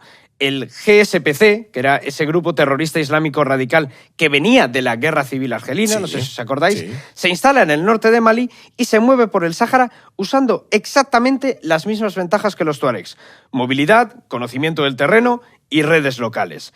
Pero no llegan solo como fuerza militar, llegan como actores sociales en esas zonas donde el Estado no existe. Justo allí empiezan a llenar ese vacío de la ausencia, o provocado por la ausencia de las instituciones estatales. Es un poco el Islam político, que ya hemos hablado de él en otros episodios, evidentemente más radical, con una concepción salafista, pero en definitiva, llenar ese hueco que dejan las instituciones tradicionales. Ahí está. Y en el año 2007, el GSPC se convierte en un nombre que nos suena un poquito más, que es Al-Qaeda en el Magreb Islámico, una de las organizaciones terroristas más importantes del Sahel y el norte de África, con todas las implicaciones geopolíticas que eso conlleva y que tiene a día de hoy. Sí, donde está nuestro querido percusionista, letrista, yihadista. ¿Y cómo se relacionan los tuareg con estos grupos? Porque imagino que no es una relación sencilla y antes hemos mencionado que los tuareg tienden a ser más seculares, es decir, no tienden a radicalizarse, no les va mucho ese islam hardcore de Al-Qaeda, entonces no sé si fue una relación muy buena. No es, desde luego, sencillo simplificarlo. Es importante explicarlo bien a fondo, porque los tuaregs no necesariamente comparten esa ideología yihadista. Claro. Recordemos que su Islam es más sincrético, pero la toleran y en algunos casos colaboran con ella porque en un territorio donde el Estado no llega, Al-Qaeda en el Magreb Islámico les ofrece una serie de garantías y, como veremos después, es un aliado útil en su propia lucha. Estamos viendo ahora que el Frente de Liberación del Azawad está aliado con el Jotanim en esa lucha contra el gobierno maliense, al final no deja de ser un aliado útil en tu pelea contra una junta militar, contra un enemigo. El enemigo de mi enemigo es mi amigo, pues un poco esto. Exactamente. Bueno. Los tuaregs participan ahí como guías, intermediarios, facilitadores en el desierto, y es una relación prácticamente transaccional. Al menos en su mayor parte, vamos a decir. Puro pragmatismo, por así decirlo. Pero además, la aparición del yihadismo en el Sahel atrae a Estados Unidos a la región. Hemos visto, contexto del 11S, Washington amplía esa guerra contra el terror que había iniciado sobre todo en Afganistán, con esa iniciativa Pan-Sahel en 2002, luego con la Trans-Saharan Counter-Terrorism Initiative en 2005, y lo que eso significa en la práctica es la militarización completa de esos espacios donde históricamente han vivido los tuaregs, colapsando además la economía del turismo de la que vivían muchas comunidades. Y lo más importante, la cuestión tuareg comienza a diluirse. Ya no hablamos de un conflicto sobre identidad y marginalización, sino de un espacio reconfigurado por esa lógica de la guerra contra el terrorismo. Los tuaregs pasan de ser sujetos políticos con demandas legítimas a ser sospechosos y potenciales aliados del yihadismo. O sea, que es un poco lo que decíamos, que venimos de un contexto de guerra contra el terror, yihadistización de la seguridad, entonces al final muchos problemas de índole nacionalista también acaban metidos a veces injustamente en este saco, y aquí los tuaregs entran en los 2000 con más representación institucional que nunca, lo cual bien, pero al mismo tiempo más criminalizados que nunca, lo cual mal. Esta contradicción, ¿cómo? Entiendo que acaba explotando, pero ¿cómo se gestiona?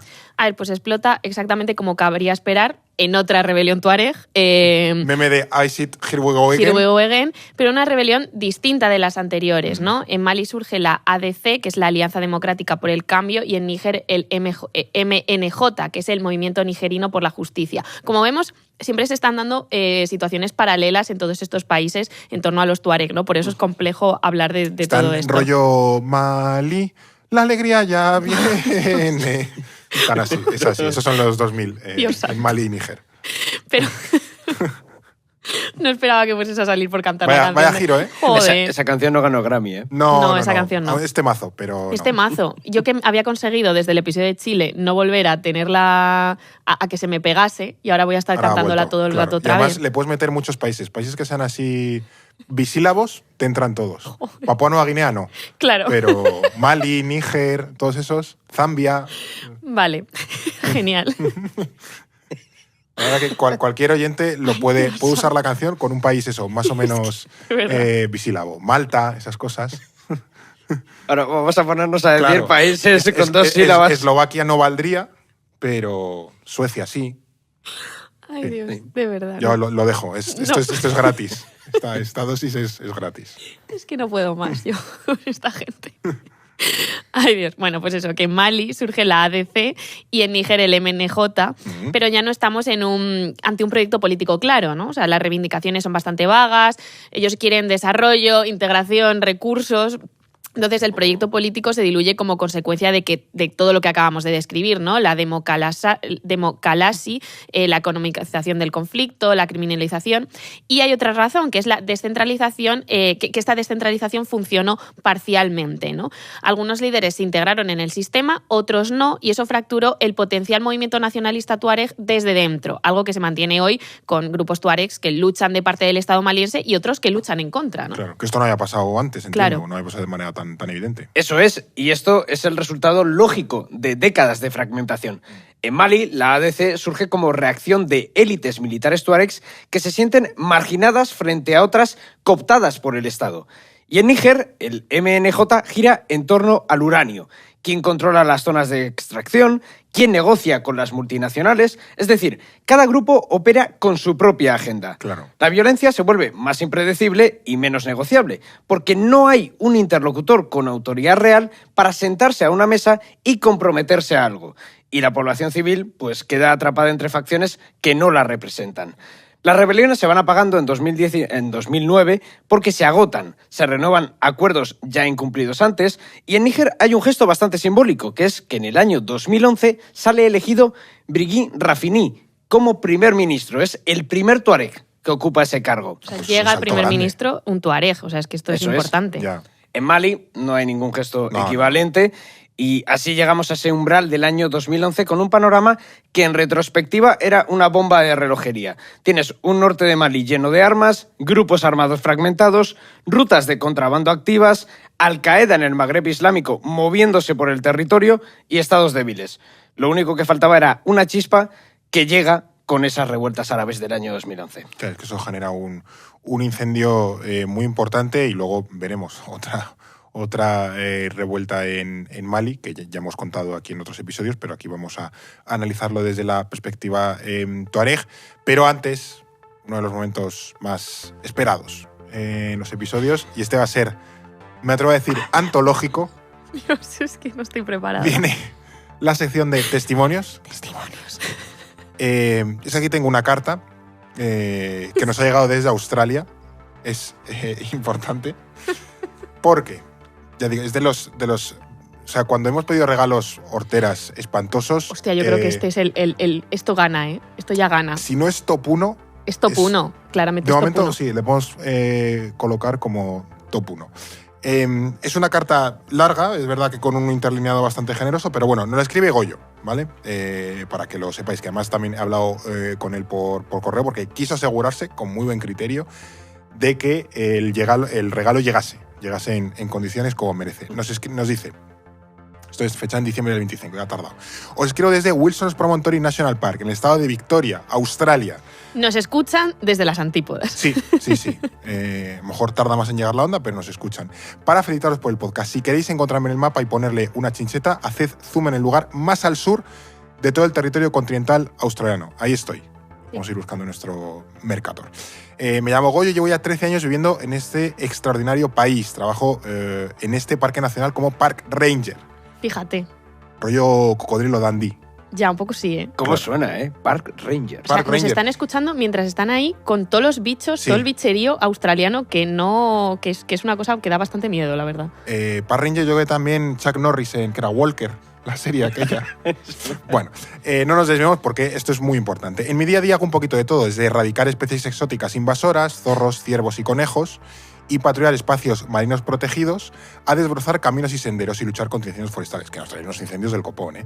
Os descubrí aproximadamente hace 1 año y medio y finalmente me suscribí este verano cuando estuve en España de vacaciones. La mejor parte de mi semana en el curro es escuchar vuestros podcasts mientras deambulo por los caminos rodeado de canguros, wombats, serpientes y demás bichos asesinos. Ahí, como sabemos, Australia es un país diseñado para matarte. Entonces, el bueno de Goyo tiene que sobrevivir, básicamente. Y le hacemos compañía mientras tanto. Y sobrevive con No es el Exactamente. fin del mundo. Mientras Me hace parece el rollo impresionante esto. survivalista. Siempre me ha interesado la geopolítica, pero nunca había ido más allá de leer la sección internacional del periódico. Gracias a vosotros estoy aprendiendo muchísimo de todos esos temas que me apasionan y, aún más importante, me hacéis sentir en casa. 2025 ha sido un año muy difícil en el plano personal y no puedo dejar de agradeceros por acompañarme todas esas noches en las que necesitaba desconectar. Y ahora el lío. Bueno, esto es una serie de reclamaciones, nos hace Goyo como un grupo terrorista, una serie de puntos, ¿no? Nos pide desde luego un episodio de Australia que en algún momento tendrá que Sí, caer. tenemos que También hacer. dice, bueno, porque hay muchas variables de Australia, desde el auge de la extrema derecha, nos pone aquí discurso anti-inmigración, tienen lo de Nauru, que mandaron Sí. a la gente a Nauru. Sí. Tema naval también, compran muchos barcos. Es muy interesante, competición a nivel Con con China, minerales. Da para mucho, sí. Sí. Dice, y ya la guinda, el cenit de esta carta. ¿Queréis regalos sorteras? A ver quién supera esto. Genuino y original, que voy a enseñar a cámara. Escroto de canguro. Es que no puedo. Típico souvenir australiano que nunca pasa de moda. Espero que lo luzcáis con orgullo. Pues sí, estos son unas gónadas de canguro. Reconozco que nunca las había visto, con su pelito y todo. Es que, socorro. Es suave. Es muy suave. Entiendo que está como disecado, porque esto está durillo. Pero sí, y se bambolean y todo. si Es lo que es haces un así. llavero. O sea, Sí, o bolsa de té. Lo puedes meter así. Entonces sí, son unos huevecillos de canguro. Los canguros no son ovíparos, también para que a Ay, quien ay, le surge ay. la duda. Entonces sí, nos han regalado unos huevos No de es canguro. el regalo más... ¿Bonito? No. eh, Es increíble. más Surrealista. animal friendly, la verdad. No. Pero bueno, Pero entiendo que a lo mejor, yo que sé, era un canguro que se murió de viejo. queremos creer que sí, por Claro, favor. Claro, o que yo que sé. Ay, Dios Viniendo mío. de la oficina que venimos... O que había que castrar, a lo yo mejor me- control de especies, que si no se reproducen y te invaden el mundo. Como los delfines de los Simpsons. Es que, o sea, cortarles nos los han brazos. regalado un escroto de canguro. O sea, ¿cómo hacemos, o sea, cómo computamos esto? Cuando llegó intentamos ponérselos a Londas, no salía bien. Entonces, creo que ahora que tenemos el corcho por aquí detrás, estará colgado. Con una Bueno. chincheta o una alcayatilla, colgaremos y se moverá con el viento. Así. Podemos hipnotizar gente a los oyentes con los... vamos aquí. ¿Se están de pie? No. Pero con celo no se pega ahí en el caballo. Yo los sostengo aquí delante de mi tablet para que la gente los pueda admirar. Y nos dice, por último se me han dado, que está por ahí, por la oficina, os he mandado una muestra del manjar australiano por Sí. excelencia que no falta en ninguna casa. Vegemite. El Vegemite, que es como el, Vegemite. sí. es como el Marmite Sí, británico. británico. Creo que supongo que habrá diferencias. Pero es de esta cosa que solo le gusta al mundo anglosajón. A los anglosajones les gusta esta guarrada y al resto del universo estamos todos diciendo, pero esta guarrada ¿qué es? ¿Qué es esta cerdada? Mira, nos dice, os propongo que la probéis en directo a ver qué os parece. Nos lo hemos dejado por ahí, pero a lo mejor otro episodio Podemos hacerlo. podemos probar el Vegemite que la repartís entre varias cucharas de café y la probéis todos a la vez. Dice que a los hijos les encanta. Bueno, Bueno, está bien. tú el otro, el Marmite ¿lo habéis Lo he probado? probado, no me gustó nada. No. Este igual me gusta. Dislike. Dislike, completamente dislike. Yo es que soy un clásico con la comida, me cuesta mucho. Ya, es que David Gómez. Sí, experimentar. No esperábamos ahí Demasiado para mí ya. un arrojo. Si alguna vez venís a Australia, que sepáis que tenéis casa. Pues nada, agradecidos, Goyo. Qué majo. También tú ya tienes casa en Friburgo para ir al Friburgo, tienes casa en Australia si quieres ver a los Por yo qué cierto, sé, va Adelaida muy bien el Sharks. Friburgo. Por algo será. Vino a jugar a Vigo y ganaron. O sea que... Se nota la mano. Pues nada, Goyo, fantástico, maravilloso, increíble. No tenemos palabras, como habrás podido Es que, comprobar, en fin. de los de estos escroto de canguro. La verdad es que ha sido increíble. Como siempre, te animamos a que te suscribas y a que nos mandes tus regalos. Si no puedes superarlo, igualamelo. Básicamente, sería la apuesta que hay que hacer ahora con lo que tenéis que competir, pero bueno, siempre encantados de que cuando os vayáis de vacaciones o si vivís fuera de España, en algún lugar recóndito, pues nos mandéis algo típico. No sé si esto se puede calificar como algo típico, pues desde luego algo original y preferiblemente hortera. Y eso, que os suscribáis, que estáis oyendo de Gañote desde hace muchos años y ya va siendo hora de apoquinar, que ya que somos pues 8.000 y pico suscriptores, ya hemos pasado los 8.000, pues que merece mucho la pena. Que por cierto, otro anuncio importante porque, bueno, eso, ya dijimos la semana pasada que hemos llegado a 8.000 suscriptores. Queremos celebrar este hito, que además va a coincidir con el 8º aniversario, fue este día del libro, cumplimos 8 años. Vamos a desvelar más detalles, va a ser una especie de celebración exclusiva para suscriptores, así que si quieres ser parte de ella, pues vas a tener que aflojar básicamente el bolsillito. Así que nada, suscríbete y ya te contaremos más detalles. Esto es No es el fin del mundo.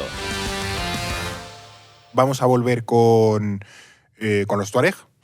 ¿Habrá souvenirs de escroto de camello? Bueno, yo lo dejo ahí. Estamos hablando de un conflicto en el corazón del Sáhara y de repente entra en juego, porque son dinámicas que influyen, lo que está pasando en el norte de África, que son las revueltas árabes de principios del año 2011.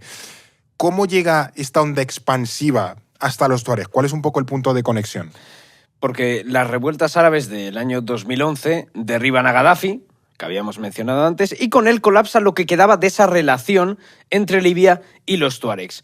Muchos tuaregs seguían integrados en el ejército regular libio y otros lucharon para mantener a Gaddafi en el poder. Cuando Gaddafi cae, regresan a Mali con algo que sus predecesores no tenían, que era armamento pesado, misiles antiaéreos, vehículos militares tomados de los arsenales libios y vuelven a un Mali donde nada ha cambiado. Bueno, van bastante bien equipados. Sí, manchetadísimos los Tuareg. Pero en Mali, además, en 2010 había nacido un nuevo movimiento de tuaregs llamado el Movimiento Nacional del Azawad, el MNA, Azawad con D. Azawad ¿no? con Eso D, es. efectivamente. La Q es la de los nigerinos. El de la Q Exacto. es los nigerinos, eso es. Azawad con D, el MNA, que buscaba autonomía política a través de la acción política. Y sus demandas fueron ignoradas y 2 de sus líderes arrestados. Bueno, no les fue demasiado bien. No había un rollo pactista. Claro, cuando llegan los combatientes de Libia, el MNA se fusiona con ellos para crear el MNLA, que es el Movimiento Nacional para la Liberación de Azawad, de nuevo con D. Mali, sí. Por primera vez en su historia, los tuaregs tienen un movimiento que combina un ala militar bien equipada con un ala política con capacidad mediática moderna, que puede construir ese relato. Sí. Es decir, algo que ya se va pareciendo a un proyecto nacional real, a un verdadero movimiento de liberación nacional. Claro, esto me tocó en la carrera ya terminando y era heavy lo de los tuareg liados que se habían liado a tiros ahí en Mali. Sí, Los sí. 3 en primaria, pero bueno, que fue gordo, básicamente. O sea que los tuareg llegan en un momento muy decisivo, ¿no? Y donde están cambiando muchas cosas en el continente africano, con todas las piezas en su sitio, o sea, como muy bien equipados. Y el Estado maliense no está en su mejor momento. Entonces, después de todo lo que hemos contado, ahora sí, es el momento de los tuareg. A ver, pues parece que es el momento, pero no cantemos victoria tan pronto, ¿vale? El 17 de enero de 2012, el MNLA inicia ataques en el norte de Mali y conquista las 3 regiones administradas de Kidal, Gao y Tombuctú. El ejército maliense se derrumba en parte porque el MNLA es militarmente superior a cualquier fuerza rebelde tuareg anterior, pero también porque en marzo de 2012 un golpe de Estado derroca al presidente Tuamini Touré y deja el ejército completamente desorganizado. Sí. Y el MNLA aprovecha el vacío, y es que el 6 de abril proclama la independencia del Azawad con el apoyo de figuras clave de la élite tuareg, pero sin reconocimiento internacional. Es decir, estamos hablando de independencia del Azawad. Sí. Es el primer movimiento tuareg que declara abiertamente su objetivo de crear un Estado independiente. Adoptan símbolos claramente nacionalistas, una bandera con negro, rojo y verde con un chevrón amarillo, un emblema con el mapa del Azawad y 2 espadas tuareg cruzadas y un lema: unidad, justicia, libertad. Entonces parecía que podían sentar un precedente para otros movimientos independentistas del continente, pero esta independencia solo va a durar 6 meses. Sí, hubo miedo de efecto contagio. Justo. De que se extendiese a otros países, de que otros países, otros movimientos independentistas también se liasen a tiro. O sea, fue delicado aquello. 6 meses, no es tanto tiempo. O sea, después de todo lo que hemos contado, solo 6 meses. ¿Cómo se pierde de una manera tan rápida lo que había costado tanto conseguir? Pues por la misma razón que todo lo que hemos visto antes. Las divisiones internas y las alianzas que se vuelven en tu contra. Ya. Para tomar el norte de Mali, el MNLA había firmado una alianza táctica con grupos islamistas, principalmente Ansar Din, que estaba liderado por un personaje que ya conocemos, Iyad Ag-Ghali. El amigo del Grammy. Eso es, un mítico, nuestro Paul Atreides. Que hemos visto que ha pasado por distintos movimientos. Él sigue como todo un recorrido también. La ha dado a todos. O sea, Sí. un tránsfuga de partidos, básicamente. Sí. Eso es, ese hombre que en los 90 era el líder del MPLA y firmante de los acuerdos de Tamanrasset, había dado un giro radical en ese momento ya hacia el islamismo salafista. Cuando los tuaregs rechazaron su liderazgo dentro del MNLA, fundó Ansar Din y el MNLA salió con él y con otros grupos islamistas. Aquí vemos que el pragmatismo les va a salir bastante caro. Ansar Din y Al-Qaeda en el Magreb islámico tienen una agenda completamente distinta, porque no quieren un Estado tuareg laico, como hemos visto hasta ahora, sino un califato transnacional. Claro. Y este es un punto... Que aquí aliarse con Al-Qaeda significa venderle un poco tu alma al diablo. Eso, claro. Y el diablo se lo cobra, ¿eh? Y el diablo se lo cobra, efectivamente, porque en cuanto el norte cae, desplazan a los tuaregs y se imponen en la región, imponiendo la Sharia, destruyendo mausoleos y reprimiendo a la población local. La población del norte, que podía haber sido la gran aliada del MNLA, empieza a verlos como parte del mismo problema. Claro. Y para septiembre de 2012, el MNLA es expulsado. En menos de 6 meses desde esa proclamación, esa República del Azawad deja de existir en la práctica y lo que vemos es un desplazamiento y un auge de esos grupos ya de corriente yihadista. Sí, al final es secuestrado por los yihadistas. O sea, que al final los tuaregs llegan a su momento histórico, al momento soñado quizás durante muchas décadas, y lo pierden en apenas 6 meses por básicamente aliarse con quien no debían. En parte sí, pero hay algo más. Y es que el Azawad nunca fue solo tuareg. O sea, en este territorio viven songhai, árabes, fulanis, tubus, y muchos de ellos no querían un estado tuareg por las mismas razones históricas que hemos ido viendo, ¿no? Además, las divisiones que los tuaregs arrastran desde siempre reaparecen en el peor momento posible. Algunos luchan con el MNLA, otros con Ansar Dine, otros con el ejército maliense a través de Gatia, que además eran, en general, de un clan diferente de los de MNLA. O sea, aquí también juegan un rol los clanes y las luchas dentro de la comunidad tuareg, ¿no? El momento histórico llega y los tuaregs no están unidos para aprovecharlo precisamente porque nunca consiguen superar del todo las fracturas internas que vienen de sus propias estructuras sociales, que el colonialismo heredó y la poscolonialidad va a profundizar, ¿no? Y construir una estructura nacional cuando tu estructura es a lo mejor clánica o tribal, pues es un poco, es como no, o sea, soplar y sorber a la vez. Exacto. Y hay una paradoja, porque cuando el MNLA proclama la independencia, la comunidad internacional lo rechazó en nombre de la lucha contra el terrorismo, ¿no? Técnicamente tenían razón, porque este grupo había firmado acuerdos con grupos yihadistas, pero al rechazar al MNLA, el espacio político que ocupaba quedó vacío y lo llenó en parte AQIM, ¿no? Al-Qaeda en el Magreb Islámico. Al-Qaeda en el Magreb Islámico. Entonces, se puede debatir hasta qué punto los grandes beneficiarios de que no se reconociese al Azawad, al menos su autonomía, fueron los yihadistas y no el Estado de Mali. Estas son estas paradojas que se dan en este contexto. Sí, y que además eran unas reclamaciones que venían de mucho tiempo. Quiero decir que al final, si no las atendías, esto era un poco lo previsible o lo que al menos podía ocurrir. Y mientras todo esto pasa en Mali, recordemos, aquí hablamos mucho de Mali, pero los tuaregs están sueltos por muchos países. ¿Qué está ocurriendo en Libia con los tuaregs que se quedaron allí tras esa caída de Gaddafi? Pues tras la caída de Gaddafi, lo que sucede en Libia es el estallido de una guerra civil. Y los tuaregs se encuentran inmersos en ella. Durante décadas, tuaregs y tubus habían mantenido un equilibrio informal en el Fezzan. Los tuaregs controlaban esas rutas hacia Argelia y Mali, mientras que los tubus controlaban las rutas hacia Níger y Chad. Cuando Gaddafi cae, ese equilibrio desaparece. Claro. El Consejo Nacional de Transición entrega el control de las fronteras del sur a los tubus como recompensa por haberse opuesto a Gaddafi. Y los tuaregs se quedan de nuevo en el lado equivocado de la historia, en este caso de Libia. Sí. Entonces, quedan en una especie de conflicto abierto por las fronteras, las rutas y los puntos estratégicos con los tubus, y recibiendo apoyo del gobierno rival de Trípoli, lo que convierte a los tuaregs en una pieza más de ese rompecabezas tan complejo que es la guerra civil libia en el escenario regional. Vaya jaleo, chaval. O sea que, al final, también para que lo entendamos, los tuareg, una vez más, vuelven a ser instrumentalizados y además se añade que están perdiendo en Mali y perdiendo en Libia al mismo tiempo. Entiendo que tiene que ser bastante frustrante. Exacto, y en ese contexto de colapso y ante la ofensiva islamista total, el presidente interino maliense pide ayuda a Francia y en enero de 2013 llega la Operación Serval, que recupera las principales ciudades del norte. Francia no se opone al MNLA, de hecho lo utiliza como aliado local porque entiende que necesita actores sobre el terreno, pero no están allí para resolver el problema político de los tuaregs, están allí para contener al yihadismo. Y eso casi que lo dice todo sobre la posición en la que quedan los tuaregs. En 2014 llega la famosísima Operación Barkhane, que amplía la presencia militar francesa en todo el Sahel y el conflicto se internacionaliza completamente. Claro. CEDEAO, la Unión Africana, la ONU, Estados Unidos, todos entran en escena. Y las élites tuaregs se reorganizan para intentar mantener su influencia en un contexto cada vez más incierto, pero en el fondo estamos viendo que esto es un punto de inflexión porque es la transformación de su conflicto en una realidad híbrida y multinivel, ¿no? Todos los actores internacionales entran con la lógica de la seguridad primero y luego ya vendrá la política.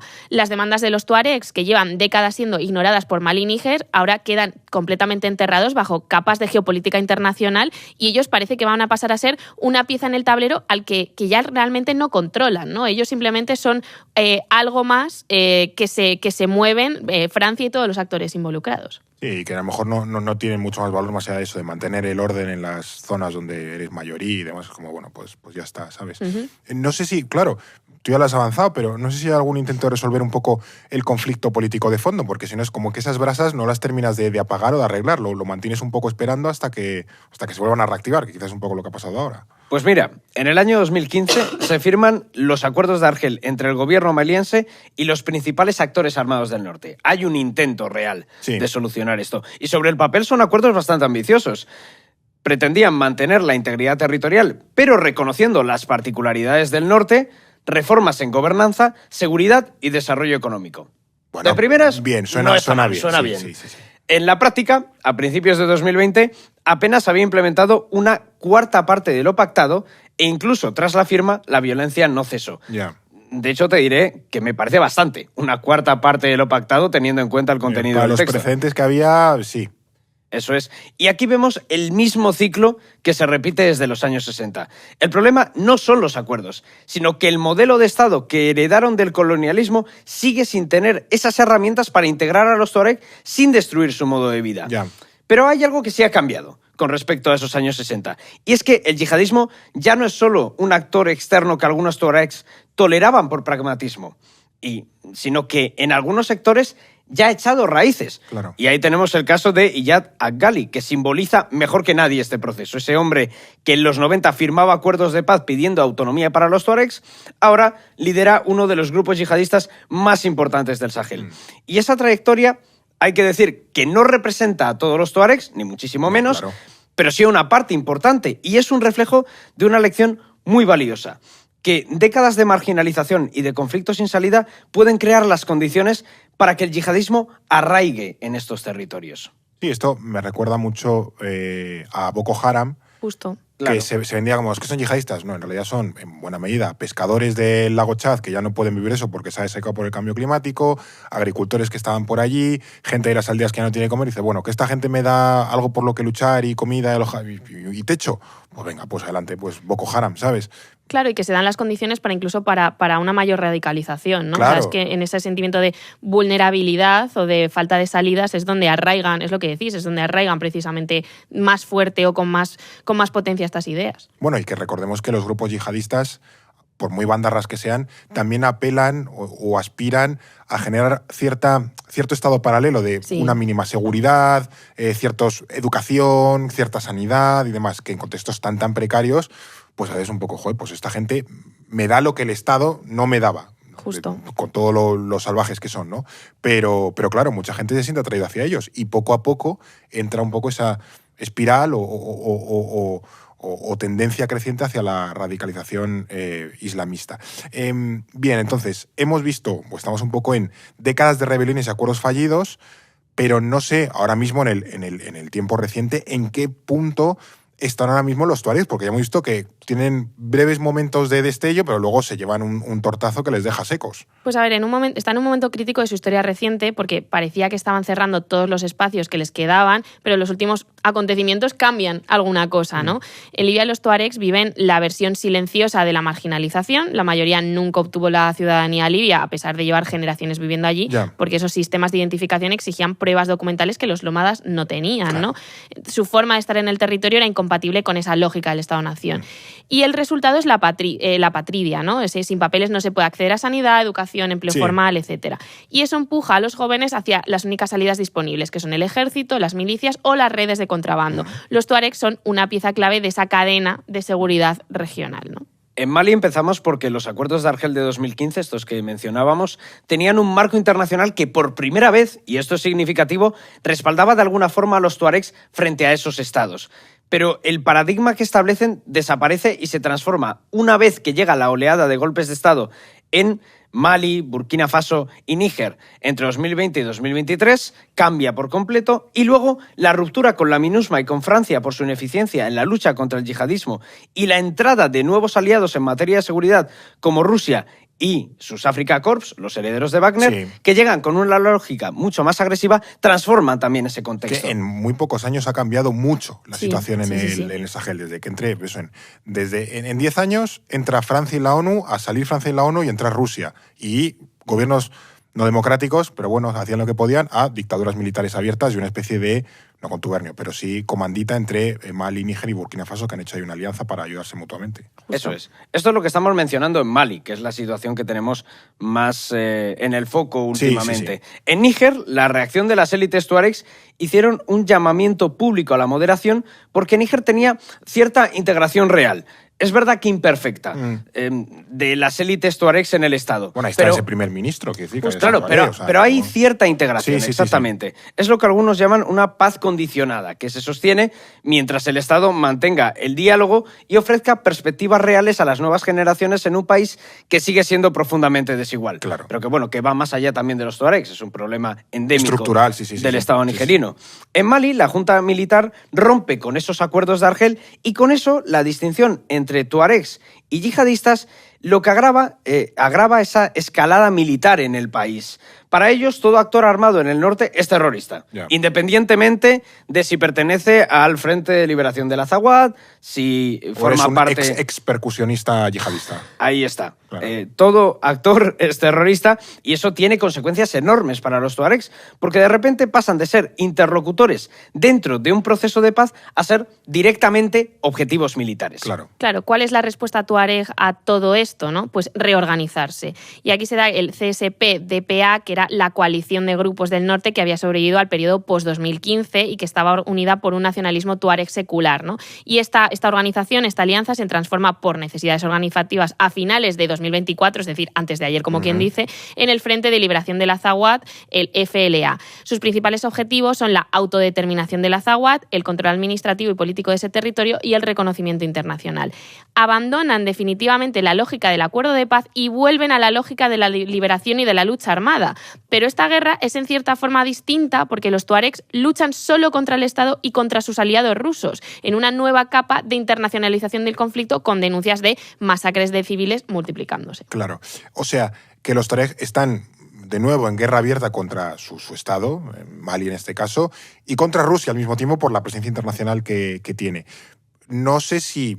A ver, con lo que hemos visto en las últimas semanas puede cambiar un poco el diagnóstico, pero no sé si tiene alguna posibilidad real de conseguir sus demandas. Claro, esto nos lleva a todos los eventos que hemos visto hace unos días, ¿no? En 2023, Kidal cae en manos del gobierno y sus aliados rusos, que era el único territorio donde los tuaregs tenían control después de 2015, y aunque en 2024 el gobierno maliense y sus aliados sufrieron un revés importante en la batalla de Tinzanhuantene, que fue uno de los ataques más letales contra los rusos desde su presencia en el país, la balanza no parecía inclinarse especialmente a favor de la causa tuareg, ¿no? Pero esto ha cambiado precisamente en abril de 2026.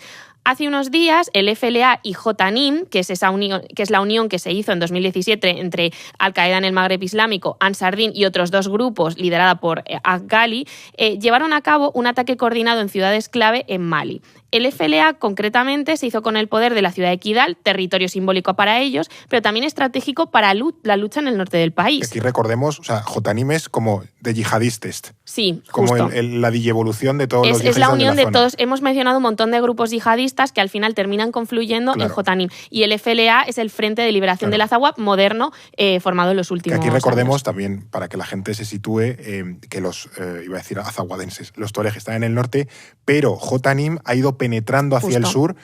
Y esto también fue hace unos meses que Bamako estaba medio bloqueada, que cortaban el suministro, se temió que podía caer en manos de los yihadistas. Hubo unos meses que estábamos siguiendo y hablábamos de igual Jotanim toma Bamako. Claro. Y eso ya es yihadistas tomando la capital de Mali. Claro. Jotanim está en todo el país, en el norte, pero también en muchas zonas del sur, y eso también revela mucho la debilidad del Estado. De hecho, maliense. este ataque reciente que asesinó al ministro de Defensa hace unos días lo llevó a cabo Jotanim. Por eso. Toda la ofensiva conjunta la coordinaban con el Frente de Liberación del Azawad, los separatistas tuaregs, pero quienes atacaron cerca de Bamako era Jotanim. Claro. O sea, para que veamos el nivel de expansión que tiene estos grupos yihadistas. No es un fenómeno del norte de Mali, que también... Eso es lo que involucra esto, pero es que básicamente está todo el Estado ya carcomido por estos grupos yihadistas. Claro, entonces de todos estos acontecimientos que además siguen en desarrollo, seguramente para cuando saquemos este episodio habrán pasado nuevas cosas que igual aquí no podemos contar, sacamos dos claves principales, ¿no? Primero, que el FLA ha anunciado abiertamente su alianza con Jotanim, de nuevo esa alianza tal vez más pragmática, de nuevo, y desde el propio FLA se ha dicho que están dispuestos a cooperar con los actores que busquen terminar con el gobierno actual de Mali. desde los problemas que tuvieron en 2012 con los yihadistas, los tuaregs se han cuidado de no aliarse con grupos armados, pero su lucha en realidad se intersecciona en el norte del país y el FLA entiende que no puede derrotar al ejército maliense solo. Y ahí es donde de nuevo se ven forzados a mirar al yihadismo, ¿no? Y el Jotanim, aunque sigue siendo muy ortodoxo ideológicamente, ha puesto también el foco en la junta militar y las violaciones de derechos del ejército. Claro. Y segundo, y aunque menos central para este episodio que nos ocupa, el gobierno maliense renunció a su alianza con Francia, en parte por la idea de que los franceses no estaban siendo efectivos contra el yihadismo. Y a ver, no se equivocaban del todo tampoco. La cuestión es que la crisis del gobierno maliense alimenta las dudas sobre el papel de Rusia en el Sahel.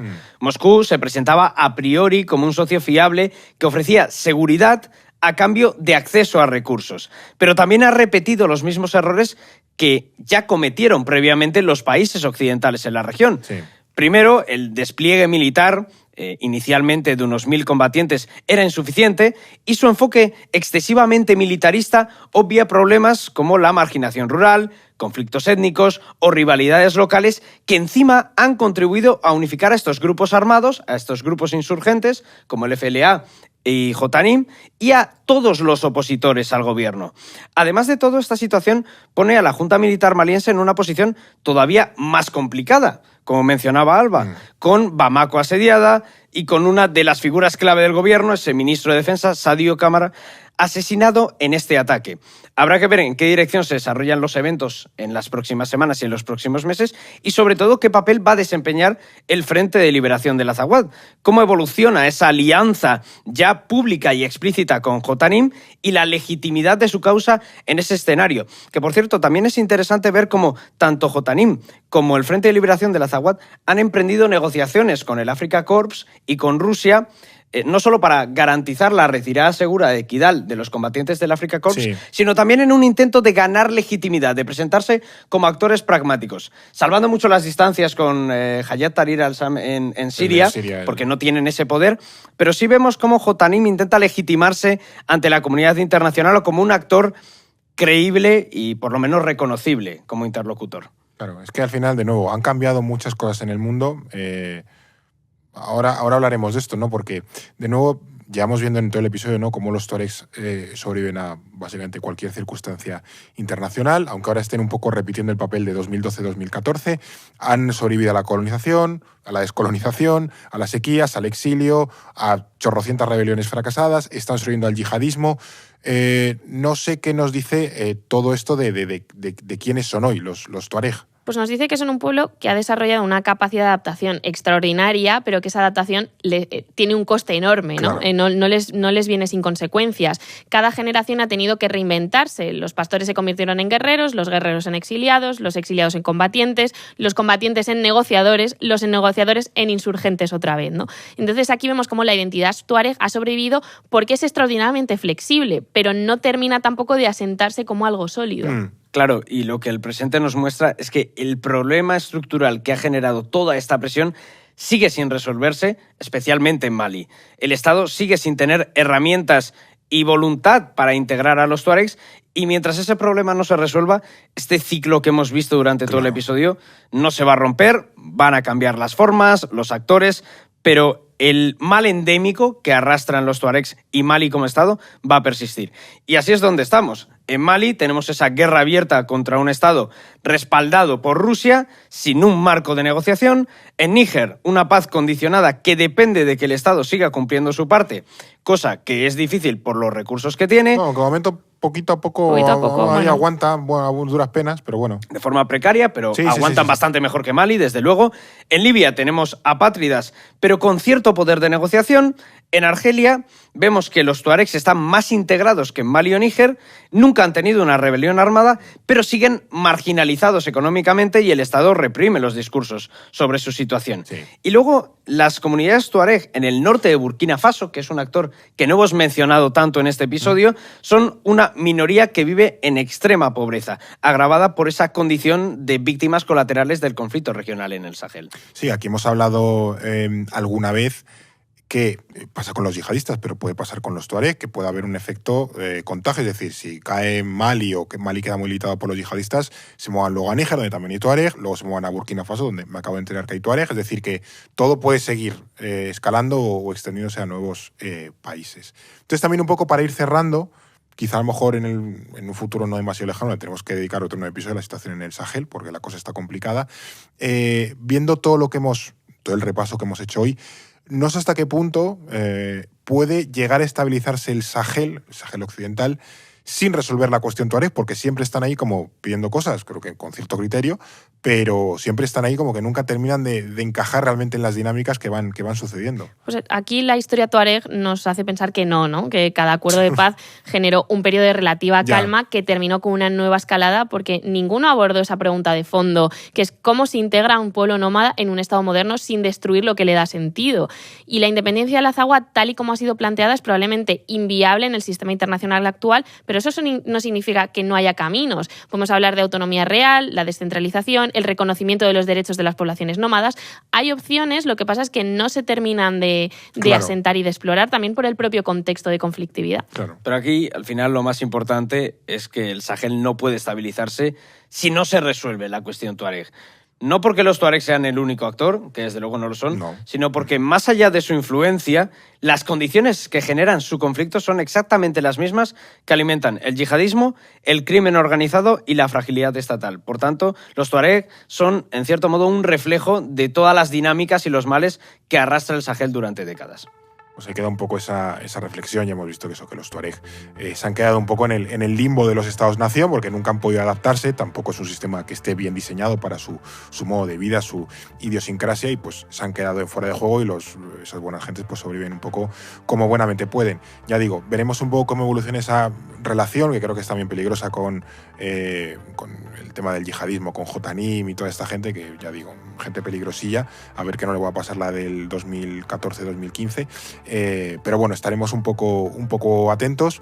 Este ha sido un tema un poco diferente, no solo por el canguro capado, sino por el tema, que es este tipo de pueblos sin Estado, no sé si naciones sin Estado, pero sí, pueblos sí que en el sería, fondo, ¿no? esta idea de que son pueblos demasiado grandes como para ser ignorados, que tienen una presencia transnacional y además en el caso de los tuaregs se ve súper claro esa presencia transnacional, y que afectan a las dinámicas geopolíticas de regiones enteras. Entonces, está bien a veces salirse del marco del Estado-nación, que nos encanta analizar estados, nos apasiona, pero precisamente pues analizar a los kurdos, analizar a los tuaregs, no sé, en algún momento podríamos hacer otros pueblos que pidan por esa boquita. Siempre es interesante porque nos dice mucho de regiones enteras, más allá que de países concretos. Y sobre todo también lo más útil de estos episodios para mí es huir de las simplificaciones y de ese pensamiento de los pueblos como bloques monolíticos. Pensar que los tuaregs son un grupo de separatistas en el norte de Mali, cuando en realidad es un pueblo que ocupa diferentes estados, que ha experimentado una evolución y donde confluyen diferentes corrientes, divisiones. Creo que es muy importante también para ofrecer una imagen más completa de la realidad. Sí, totalmente de acuerdo con lo que señaláis. Pues nada, hasta aquí el episodio de los tuareg. Muchísimas gracias, Alba. Gracias a vosotros. Muchísimas gracias también a ti, David. Nada, un placer. Que recuerden los queridos oyentes, 13 de mayo, Barcelona. Ah, sí. Claro, no sé. 13 de mayo, Barcelona, con punzadas. Vamos a estad pendientes de próximos episodios y de nuestras redes. Y el 20 de mayo estamos de nuevo en Las Palmas de Gran Canaria, en Casa África, a las 7 de la tarde, para hablar de un poco geopolítica africana, un episodio bien chulo.